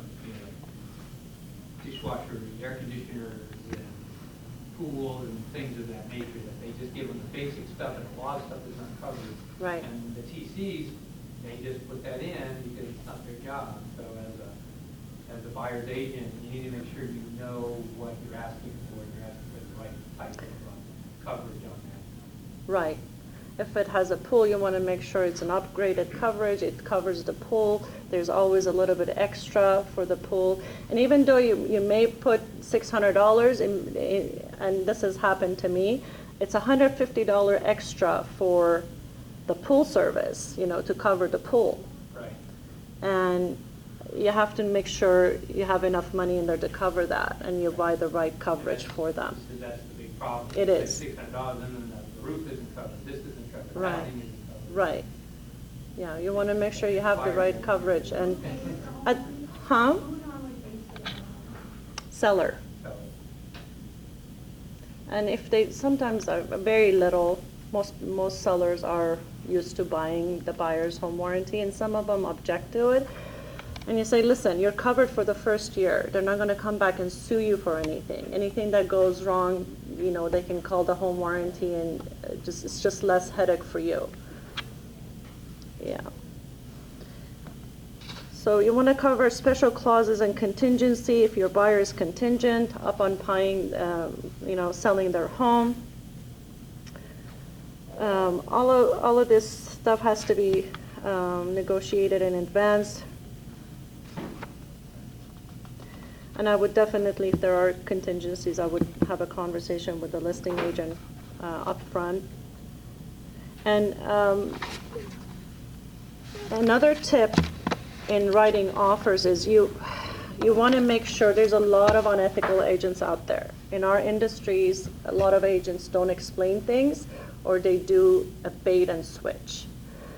That's why when you put the file together for your buyer, you want to make sure it's solid. I had a buyer that gave me pre-approval for one lender. I called the lender, they were golden, and he decided to go with another lender last minute. This was after I had submitted the offer. I got on the phone with the other agent and said, listen, I know I submitted a pre-approval from this bank, but they're going to use this bank because the rates are better. And he said, well, you're bait and switching me now.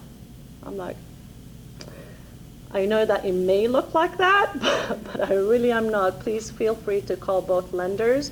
This is what the buyer is choosing to do. And I apologized, and I said, I know it's not good practice, but this is what's happened.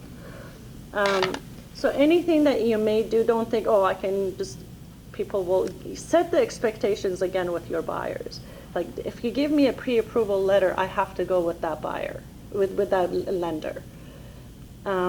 Because they may feel that they don't know you from, Adam. They don't know you. They haven't seen you. This is all they're going by. This is what they're looking at. So we want to make this look solid so they can accept your offer. Anything that you change later, it may look bad on you, and they may not want to continue. The seller could have canceled that contract at that point, couldn't they not? Absolutely.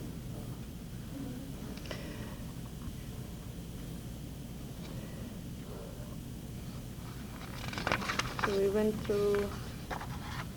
Did that affect the close date for that escrow? It could, yeah, if the lender. Did or didn't? No, it didn't. Yeah, they still could do the loan. Yeah, but that was what the buyer chose to do, and I told them, anything you do, it may look like a bait and switch, and it doesn't look good on the other side. It makes them lose trust in us, and we're building rapport and trust, and we want to negotiate in good faith, and that doesn't look like that we're negotiating in good faith. So be conscientious of any changes that may occur. Ask your buyers that you're gonna what you're submitting is what they're going to have to stick with. So we talked about when the buyer wants to make repairs. Do you guys have any more questions about that? Or make I mean, I went through all of this. So now we're on the seller side and we're receiving offers.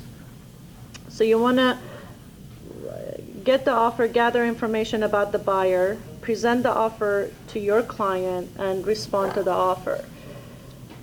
Sometimes, sellers think that they have the upper hand because there's so many interest. I've had 5 offers that we took a little bit longer to respond to, and you never know what buyers are going to walk into next, and they're going to like another property. And even though I had 5 offers, I thought, we're sitting golden. We took 48 hours to respond, and 3 of those buyers didn't come back, and we multiple countered everybody, and 3 of them vanished.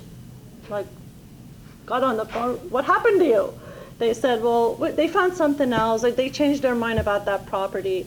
So again, time is of an essence. I always tell seller, let's respond right away. And some think it's a strategy to make the buyers wait. And I'm like, you're running the risk of that buyer finding something else that they like better. And they're going to put an offer on that one and maybe pay a little bit more. So let's respond at least within 24 hours, or give a heads up to the other agent that we're going to respond to them. Communication on this end is important too, and setting these expectations. So gathering information about the buyer, so how long has the buyer been looking? This is a very important question. I asked a buyer that walked into my open house, I said, how long have you been looking? He said 7 years. I said, okay, you're not somebody I want to do business with.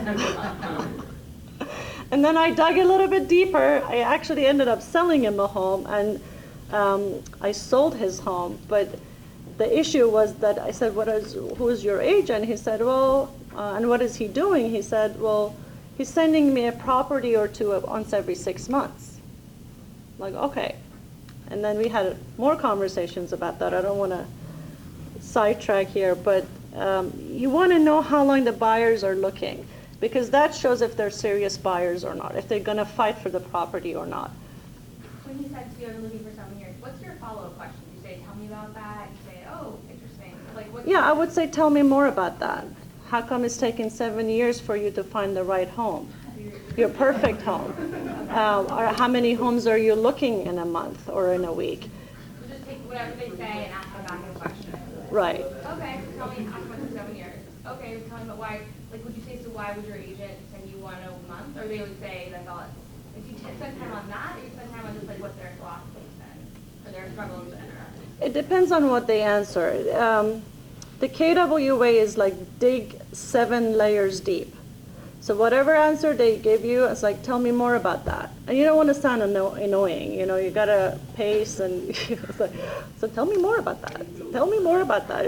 You don't want to sound like a parrot, but at the same time, you want to know. I mean, I'm just curious. Tell me a little bit more about why it's taking 7 years for you to find your perfect home. And they'll tell you. This particular buyer said, my agent's sending a couple. We haven't been really motivated. Ever since we bought that house, we've been wanting to move, but we haven't found the perfect house. I'm like, okay, well, what does your perfect house look like? And then we had a lot of conversations about that. But on the receiving end of offers, if a buyer puts in an offer and they've been looking for 7 years, that's a red flag. Because they're not serious. They're not motivated, they're not serious. They could just be fly-by buyers that are just trying to see what sticks and if they can get a steal on something. And most of those buyers lowball you anyway. Have they been pre-approved by a lender? That's really important. Do they have anything to sell, or do they have to sell to buy a house? If they are out-of-town buyers, why are they moving to this area? These are all questions for you to get a big better picture of who your buyer is. Why they selected that particular property, how did they come up with their offer price, and have they made offers on any other properties? Some people are they would write multiple offers, like I did in 2007, and I disclosed it. I said, listen, I got offers, 3-4 offers on these other properties too. The market is really competitive. We don't know what's going to happen. We're trying to compete. And so disclose it. That just, again, sets you apart. That. Did you find that they liked that, or that they thought they're not, they got too many eggs in their basket? No, they're appreciative. They're appreciative. If you explain the situation, why you're into different properties, writing offers in, and negotiating on 2 different properties. Most people, they understand that you're trying to find, if it's, especially in the highly competitive market, you're trying to find a property. Yeah.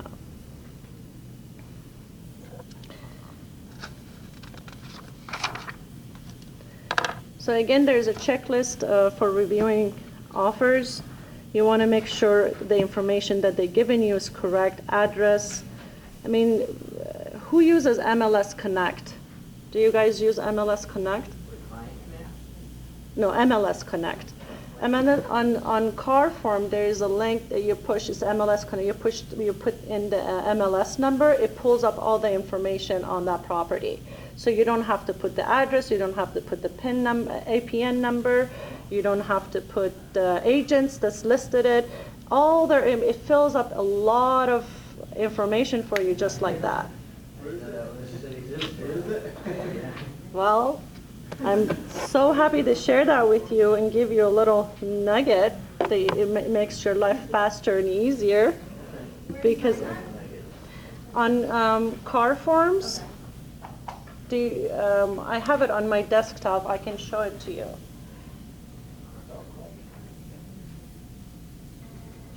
On that first page, you got the file, and then there's a section that's used for tools.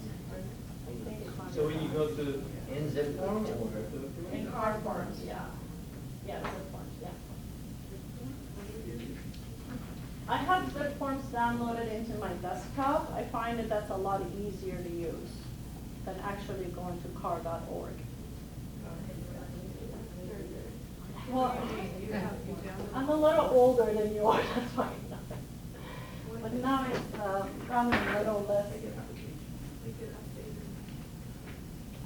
The zip form plus, you can download that version onto your desktop right here.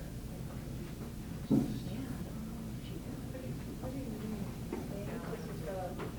go to tools, and then wait, so is this an application? I've downloaded zip form. I wonder if that has more capabilities. Do you in this screen? right? I don't think we have the tools on the website. You do. Oh, we do? Yeah, Oh, okay. it's different. That looks Tools. really cool. Yeah, doesn't it? And it's user. You have to go into, go into a transaction. How, where do you download this? Here? I would assume if it's an app too, it's mobile friendly, and it's easy to fill out contracts on your phone. Wow. Oh, and open up. Can you Open Okay, up. well, Well, you're in your open house, like, you want to write an offer? Like, yeah, hi, welcome. That's a great idea. Or a blank one or something. What are we looking for? Say, you forgot again. I don't use it. Everything's different. I'm talking about MLS. Oh, there it is. Yeah. So what does it do? Let me tell you why. Like, I'll show you. We'll just do like, I don't mind either. MLS number, and it like auto fills all the information, like APN address, agent information, seller information. And it does it into the RPN or should it RPA or should you be putting it into the first one? No, this is just a unique. I got it. Okay. So, but this is pulling in like the actual property information. The template is just a document. Yeah. Like the cover sheet, does it pull it into the cover sheet as well? Oh, I don't do a cover sheet. You're a lot more on it than I am. I just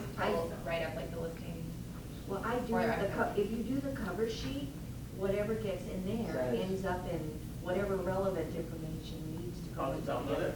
It automatically goes We're in. allowed to. Yeah, pull up the cover sheet and see what's available at the top. Although this is one that's coming up. Yeah, MLS Connect. Yeah, so, okay.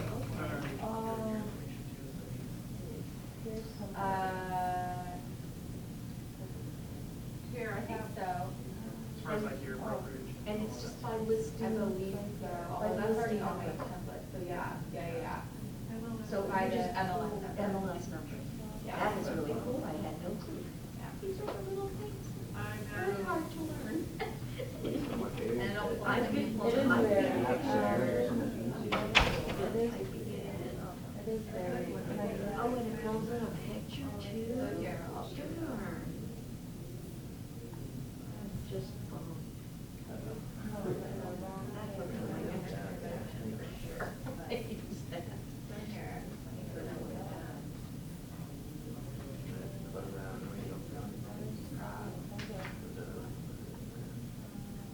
But I mean, it'll only connect to like the data core. She's only connected on area one. I can just look for the, And then you can include the property photo. I and know then there you is, Search it. it's on there because I've used it. on the website version. Yeah.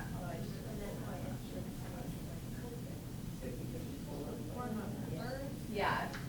You can pull up like the created template transaction, pull up the RPA or cover sheet, put it on Connect. So, but it works like a better cover sheet. So yeah, and then you find it pulls it up, Kind you of, verify. or like in conjunction and then with you the cover can sheet, you're merge. gonna fill out most of your contracts entirely. I mean, like in terms of basic info. I think when you go to. No, I guess it doesn't do the sellers. It gives the broker firm, it gives the other agent information. So there's this forms Yeah, tutor also, yeah. that you can, have you guys used the But forms it won't tutor? run like the seller's name. the what? Forms tutor. Forms on- tutor, on yeah. Bitform.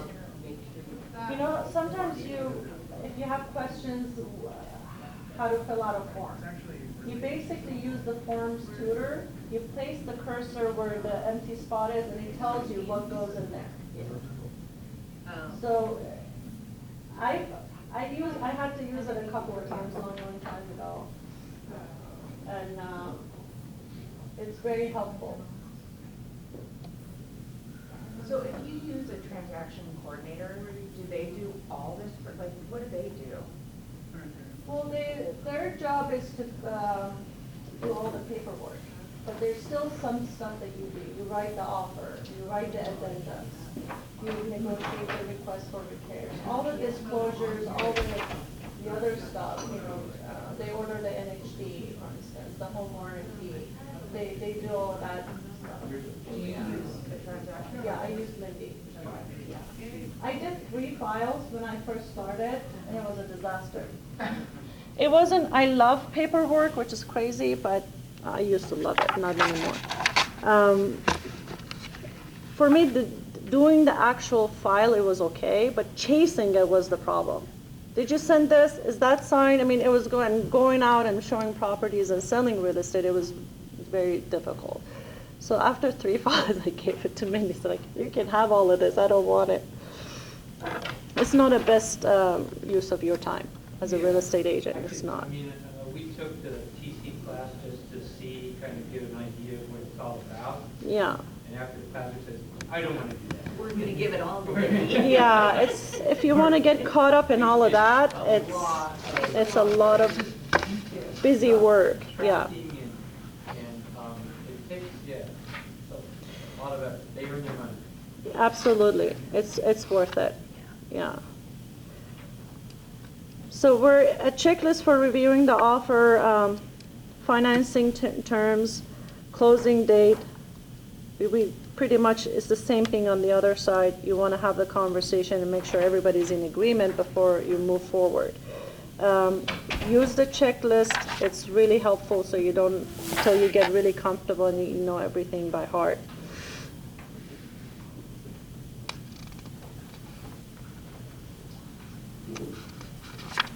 Does anybody have any questions so far? I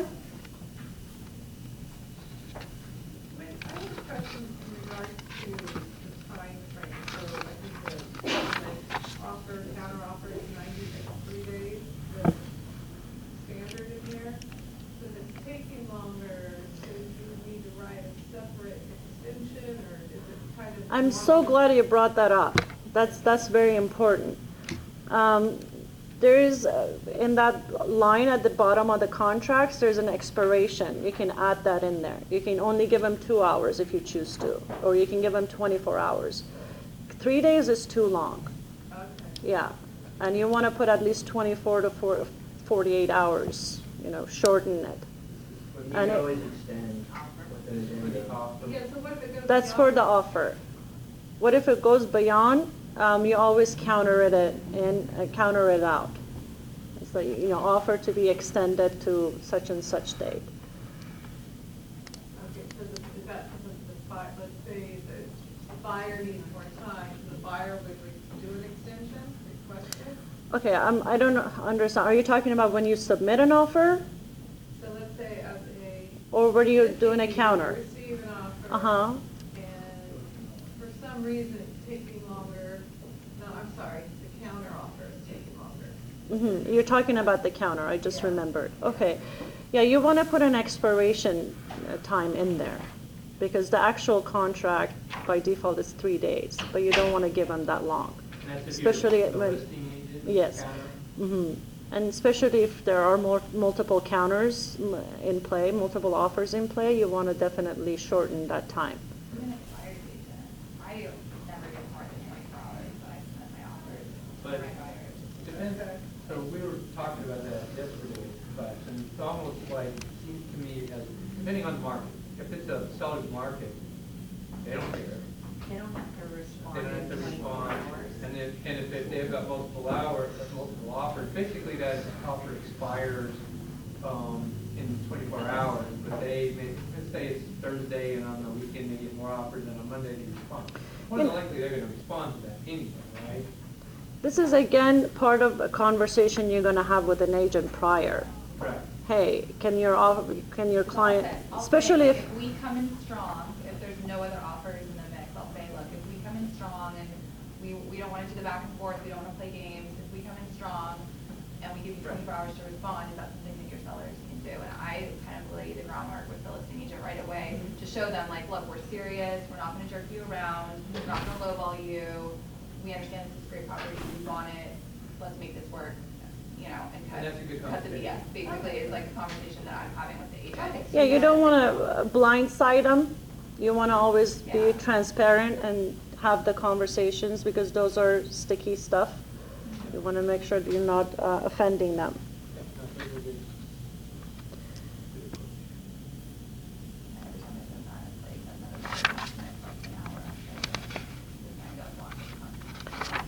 So any big ahas, anything you guys? Talk to the agent before you make a move. Have a conversation. Like Jim would say, pick up the phone and have a conversation before you submit an offer.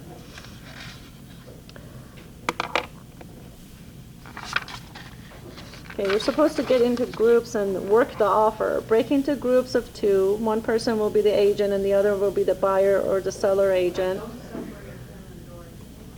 Huh? You guys don't like groups? No, I said don't separate Tim and Dory. Oh, Tim and Dory? I'm, I separated them the other day and I paid for it. I paid for it.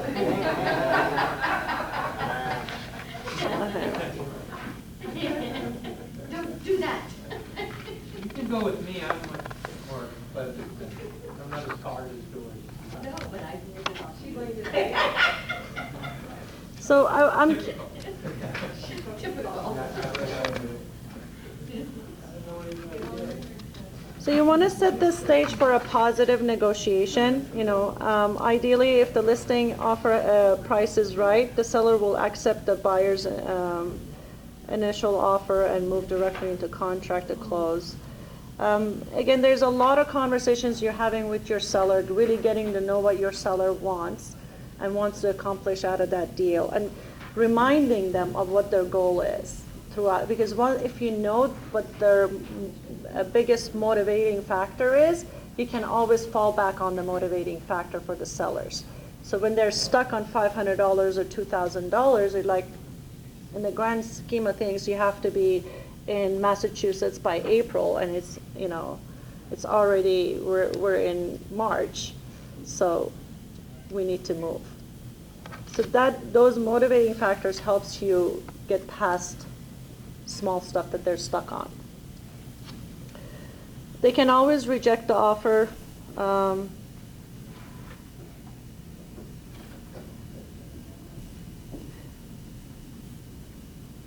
But I usually don't advise people to reject it. Any offer is better than no offer, especially if you have one low offer and they get mad. I'm not going to even answer that. Don't even show it to me. I'm like, by law, I'm supposed to show you all offers, and this is the only one I got. So let's figure out why the buyer came down so low. Let's dig in deeper to the buyer side and see why are they offering so low. Some people just like to start low. That's the way they think. They're old school. They want to start low. Oh, I'm not going to overpay for this house, and that's where they're at. It may take 5 counter offers. Like on mine, it took 3.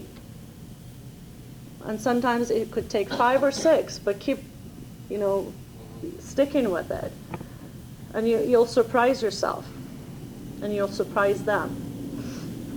Coming down in your price as a counter, what's the smallest amount you would come down? Like, what if they say, oh, I know what the buyer's doing, they're starting out too low, because they're hoping to go back and forth, and to go away on the lower end. Yeah. If they came down $1,000 on a counter offer, has anybody done that, or what's the practice? There's no rule. There's no percentage. So it depends on how the seller negotiates. Some sellers come down $10,000 at a time, and some do. When you show them the comps, you revisit everything and say, well, this is what the market can bear, and this is where they come in at. I mean, the difference is this: can we, meet halfway in the middle? And then you kind of feel some people come down $10,000 at a time. Some people come, what you tell them, it makes sense, and they'll meet halfway in the middle. It totally depends on the seller. Well, it totally depends on what the value of the property is, right? I mean, well, yeah. Gosh, somebody in my office yesterday said, the sellers are getting 97% of the purchase of their ask price in this zip code. And I said, well, that's great, but do we want to hang our hat on that? I mean, what if the property's overpriced by 10%? And we're still going to, we're just going to, it's not a math equation. You've got to run the comps, educate your buyer and your seller on what property is worth and the market value of the property is. Because it's not a math equation. I mean, my house, let's say my house is worth $1 million, right? And I have it priced at $1.2 million. Well, if I get 97% of $1.2 million, did the buyer pay too much? Say yes. Way too much. So that. And sometimes they know they're paying too much, Jim. Well, in this market, yeah. And I had a buyer, and there were 2 offers. There was our offer and the other buyer. They lowballed, and my buyer said, I said, well, they have multiple offers. What do you want to do? He goes, go $10,000 above. And I'm like, are you okay with that? He goes, yeah, absolutely. This is a single story. This is the house I want. I'm not going to risk anything to lose it. And he knew he may have paid $5,000-$10,000 over, but he was okay with it. But that's because that's what it was worth. In his eyes, yeah, people see value differently. Sellers see value here, buyers see value here or here or here. It's different. Here's the question asked buyers in a market like this. Is it more important to you that you get the home, or is it more important to you that you get the home at the cheapest price or the best price? In this market, most buyers are going to tell you, well, within reason, it's more important to get the home. Right? And you have to know that because so many times we charge so hard trying to get the best price. We care about getting the best price. Have you ever had an argument that the actual point just goes away? You forget what you're fighting about? That's And real a lot of estate. times- A lot of times buyers and sellers get so focused on It's the price, same it's not their exact, fault. yeah. It's the agent's fault, because the agent's grinding on it, and it's like, they don't care, and then they get sucked up in the vacuum with you. And then you don't get a deal put together, because as the agent, you're in the way. Our job is to help people get what they want, and stay the hell out of the way. That's it. I was representing this buyer on a deal that the house was really overpriced, and my buyers were very analytical, and they didn't want to pay $1 over. I told the agent, well, you know, the house is worth this much. He said, I know, it's overpriced, but they won't come down on the price. He said, but why don't you write an offer? I will go and grind them. I'm like, okay. I wrote the offer, and sure enough, the seller said no. And I told my buyers, you know, just don't waste your time waiting, because that's where they're stuck at. And this is where you're at. This is you know, we're like $150,000 apart. And he chose to move on and look at other properties, because he was not going to even entertain $1 more than he already offered. So, if you want to get referrals, be a referable agent. The WI4C2Ts, this is what I put in my listing presentation and my buyer presentation. Win-win or no deal, integrity, do the right thing. Customers always come first. Commitment in all things. Communication, seek first to understand. This is like huge. I always tell the sellers, help me understand. You know, tell me more about that. I always seek. Yeah. Page 27. 27. Seek first to understand. And if you tell them about your values up front, this goes back to the conversation we had a little bit ago. Creativity, ideas before results, teamwork, together everyone achieves more. We're a team. You tell, hey, Mr. and Mrs. Seller, we're a team. I need your help to get you to Massachusetts in a month, because we don't have that much time. Usually it takes 2 to 3 months to sell a home in this hot market.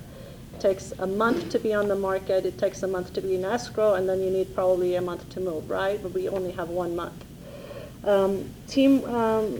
Trust starts with honesty. And you always want to tell them, I'm honest 100% of the time. I'm very transparent. I don't want to play games. Success results through people. So this is the value proposition that you should have in your listing presentation and your buyer presentation. Or you can create your own, but have something to set the stage of what kind of a person you are. Because again, most of the sellers don't know you. And if you want to become referable, that's a great value proposition to show.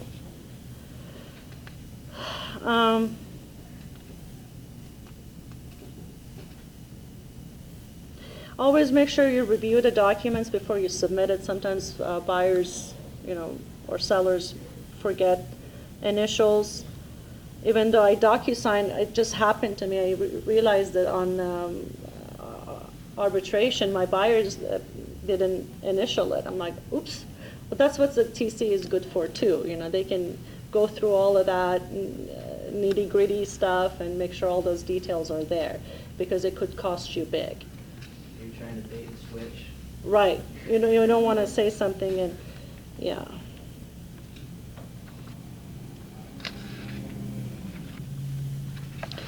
Practicing scripts is huge before getting on the phone talking about positive affirmations.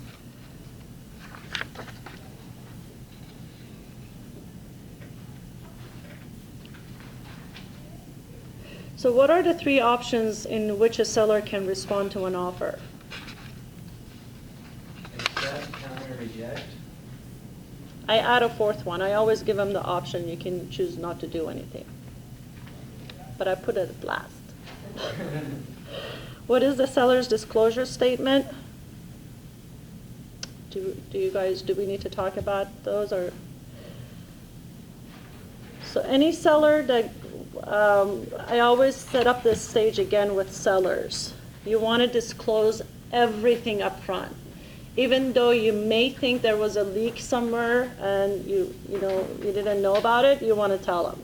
There may be something wrong here, or we had a leak here, because if you don't disclose it, and it comes up during the transaction, it makes you look like, what else are you hiding?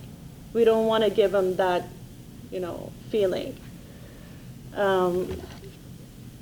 Again, it goes back to being transparent, negotiating in good faith.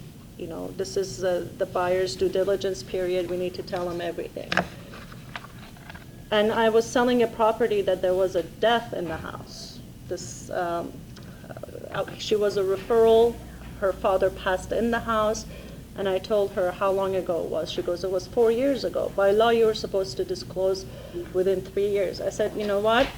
If people ask, since you told me, I'm going to tell them, if that's okay with you.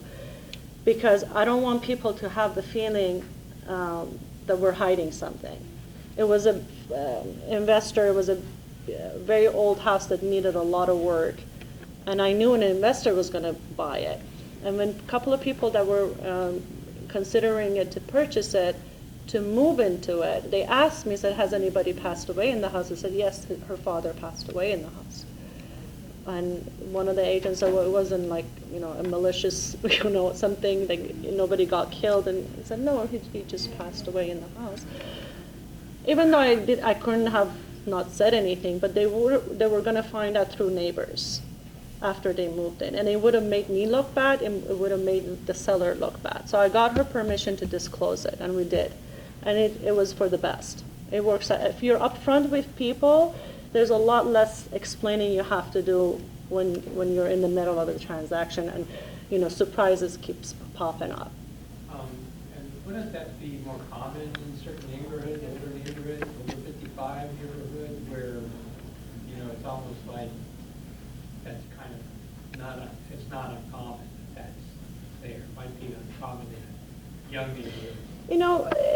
For some buyers again have a different perspective. Some buyers don't care. Some buyers, it's a bad omen for them, and they don't want to even consider it. So it's best to disclose it and let them choose. It might take a little longer, and you always want to disclose that to the seller. Hey, your father passed away in the house. It just makes people a little weary. Some people are superstitious. They feel like it's bad omen. They don't want to even consider it. So we want to filter those people out right away, because those are not your buyers. And we're going to focus on the buyers that don't care, and they're maybe investors. They're going to come and flip or remodel, a lot of those homes need work. They need to be flipped. So you have your buyers are a different profile. Do you guys know what a seller's net sheet is? A seller's net sheet is the proceeds. The closing you get at the close of escrow. You get a closing statement with what their costs are. So a net sheet, I usually get it in advance before I go to the listing appointment. I ask them what price they think their house is worth, and I go in with a net sheet prepared for the sellers. Who prepares it? You can ask escrow to prepare it. There's different ways. You can do it yourself, but you can always ask escrow. Carrie is really good about it. How would you know the payoff? You ask the seller. Yeah. So hey, I usually come prepared. I want to make sure you know how much you're going to net. So I need to know what your payoff is. You can, or you can add it later, or they can figure it out. You don't always have to have the payoff. They can just subtract it from their payoff. And you take the next sheet with you to the listing presentation before you even have a contract. Okay. Yeah, and you all know what a earnest money deposit is, right? And some agents abbreviated EMD or earnest money deposit. There's another word for earnest money. Good faith, yeah.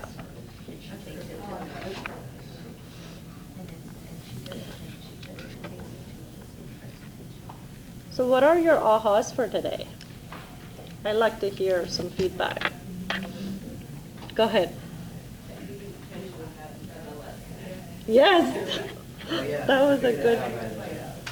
If you go on the car forum, there's just a downloadable version. So they have like an online one that we all usually you this, but if you just download whatever your computer's version, it comes with MLS Connect and all those. That's There is a way to get the MLS Connect on the, I have to figure it out on the car.org. I don't know. So you can do all your paperwork through the internet, or you can just download like the actual program and On your it works through desktop. your computer. Yeah.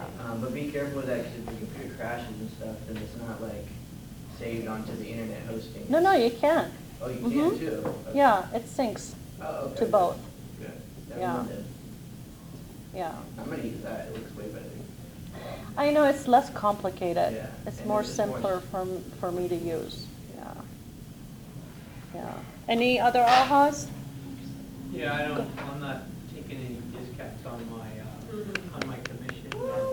What is it, Eddie, what's the word you use? Not my commission, my earnings. And there's a Forbes magazine article that I Googled. What an agent does for a buyer. So there's a good Forbes magazine article. I mean, if you don't already know what you do, that's buyer from a buyer's agent. Dory has another link to 184 things that a agent does for a seller. So just, I guess, an educated to be able to handle that question.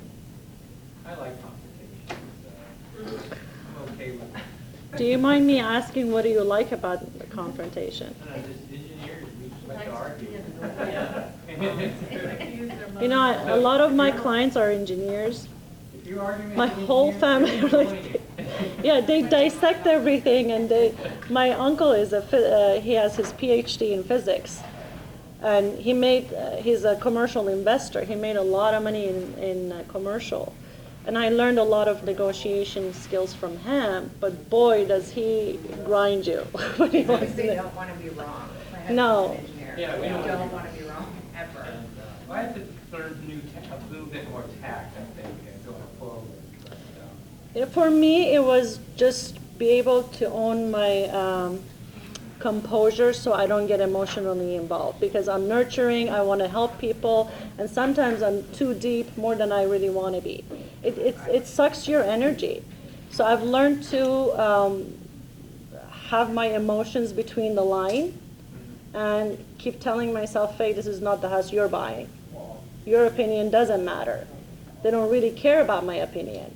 What they want is my professional advice. What am I advising them? Faye, do you think this is a good deal? I'm like, what is a good deal to you? Flip the question back on them. Because at the end of the day, I say, well, this is not the house I'm going to live in. You're going to be living in it. And they ask me, Faye, but you look at so many homes. Do you think this is the house we should buy? I'm like, you'll know the minute you walk through that door if that's the right house for you or not. If you don't feel right in it, you're never going to feel right in it. And I tell them, my goal for you as a buyer is to find a house that you're going to thank me when you live in it, not hate me. And for me, no deal is worth it to create that feeling in you, because I just wanted for you to buy a house and it was about me, not you. And with some clients has taken 45 homes to find their perfect home. With some clients, it has taken 5 or 6.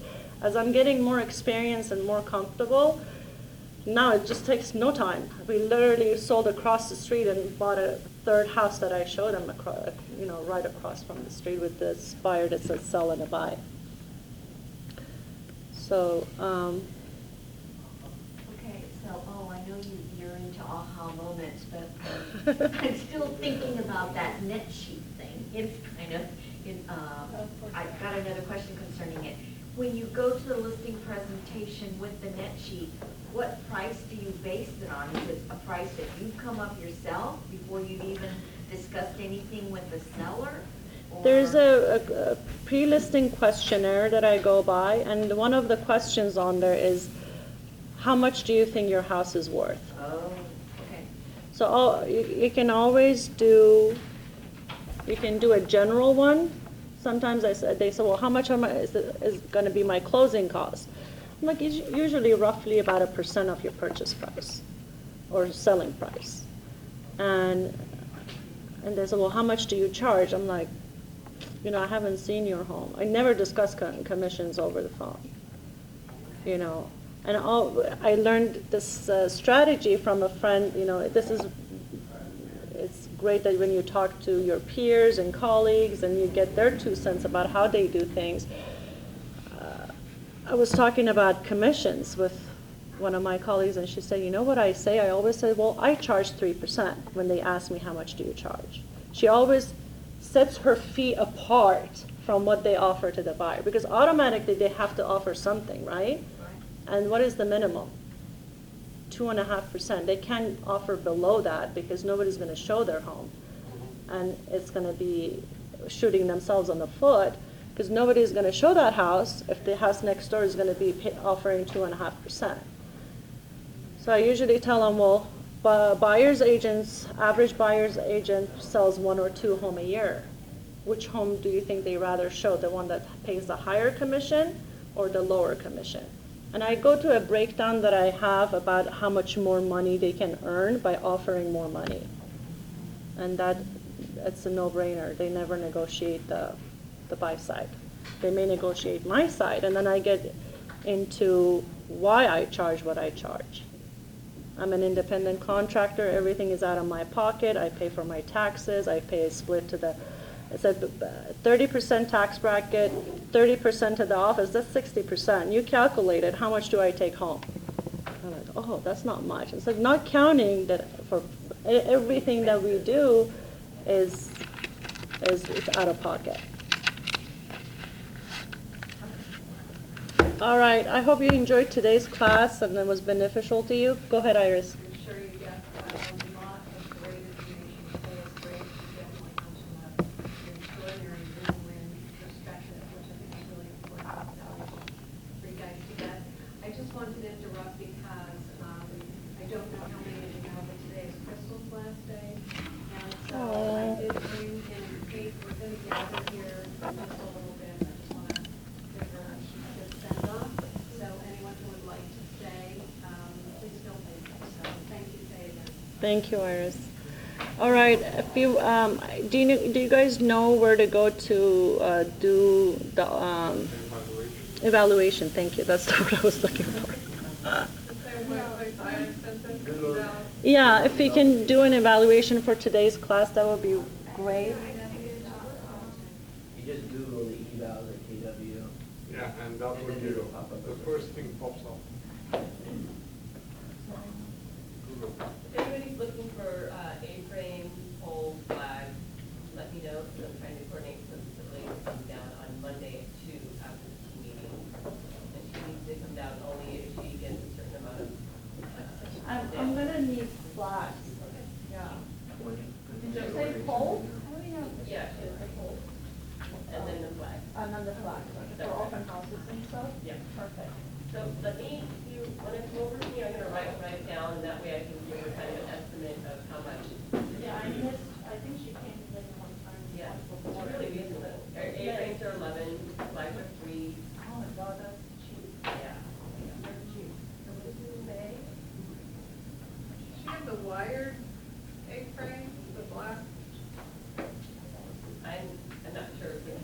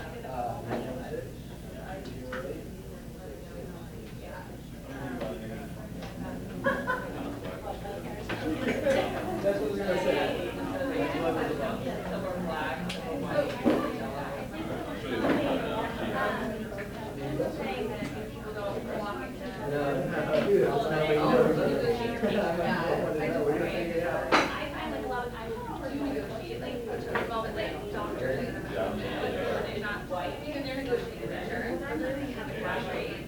A lot of production whether he's the other one who's like bartering or not bartering. Yeah, right. And obviously we're talking about hanging out for negotiating their house price. So flat, I mean flat. Get on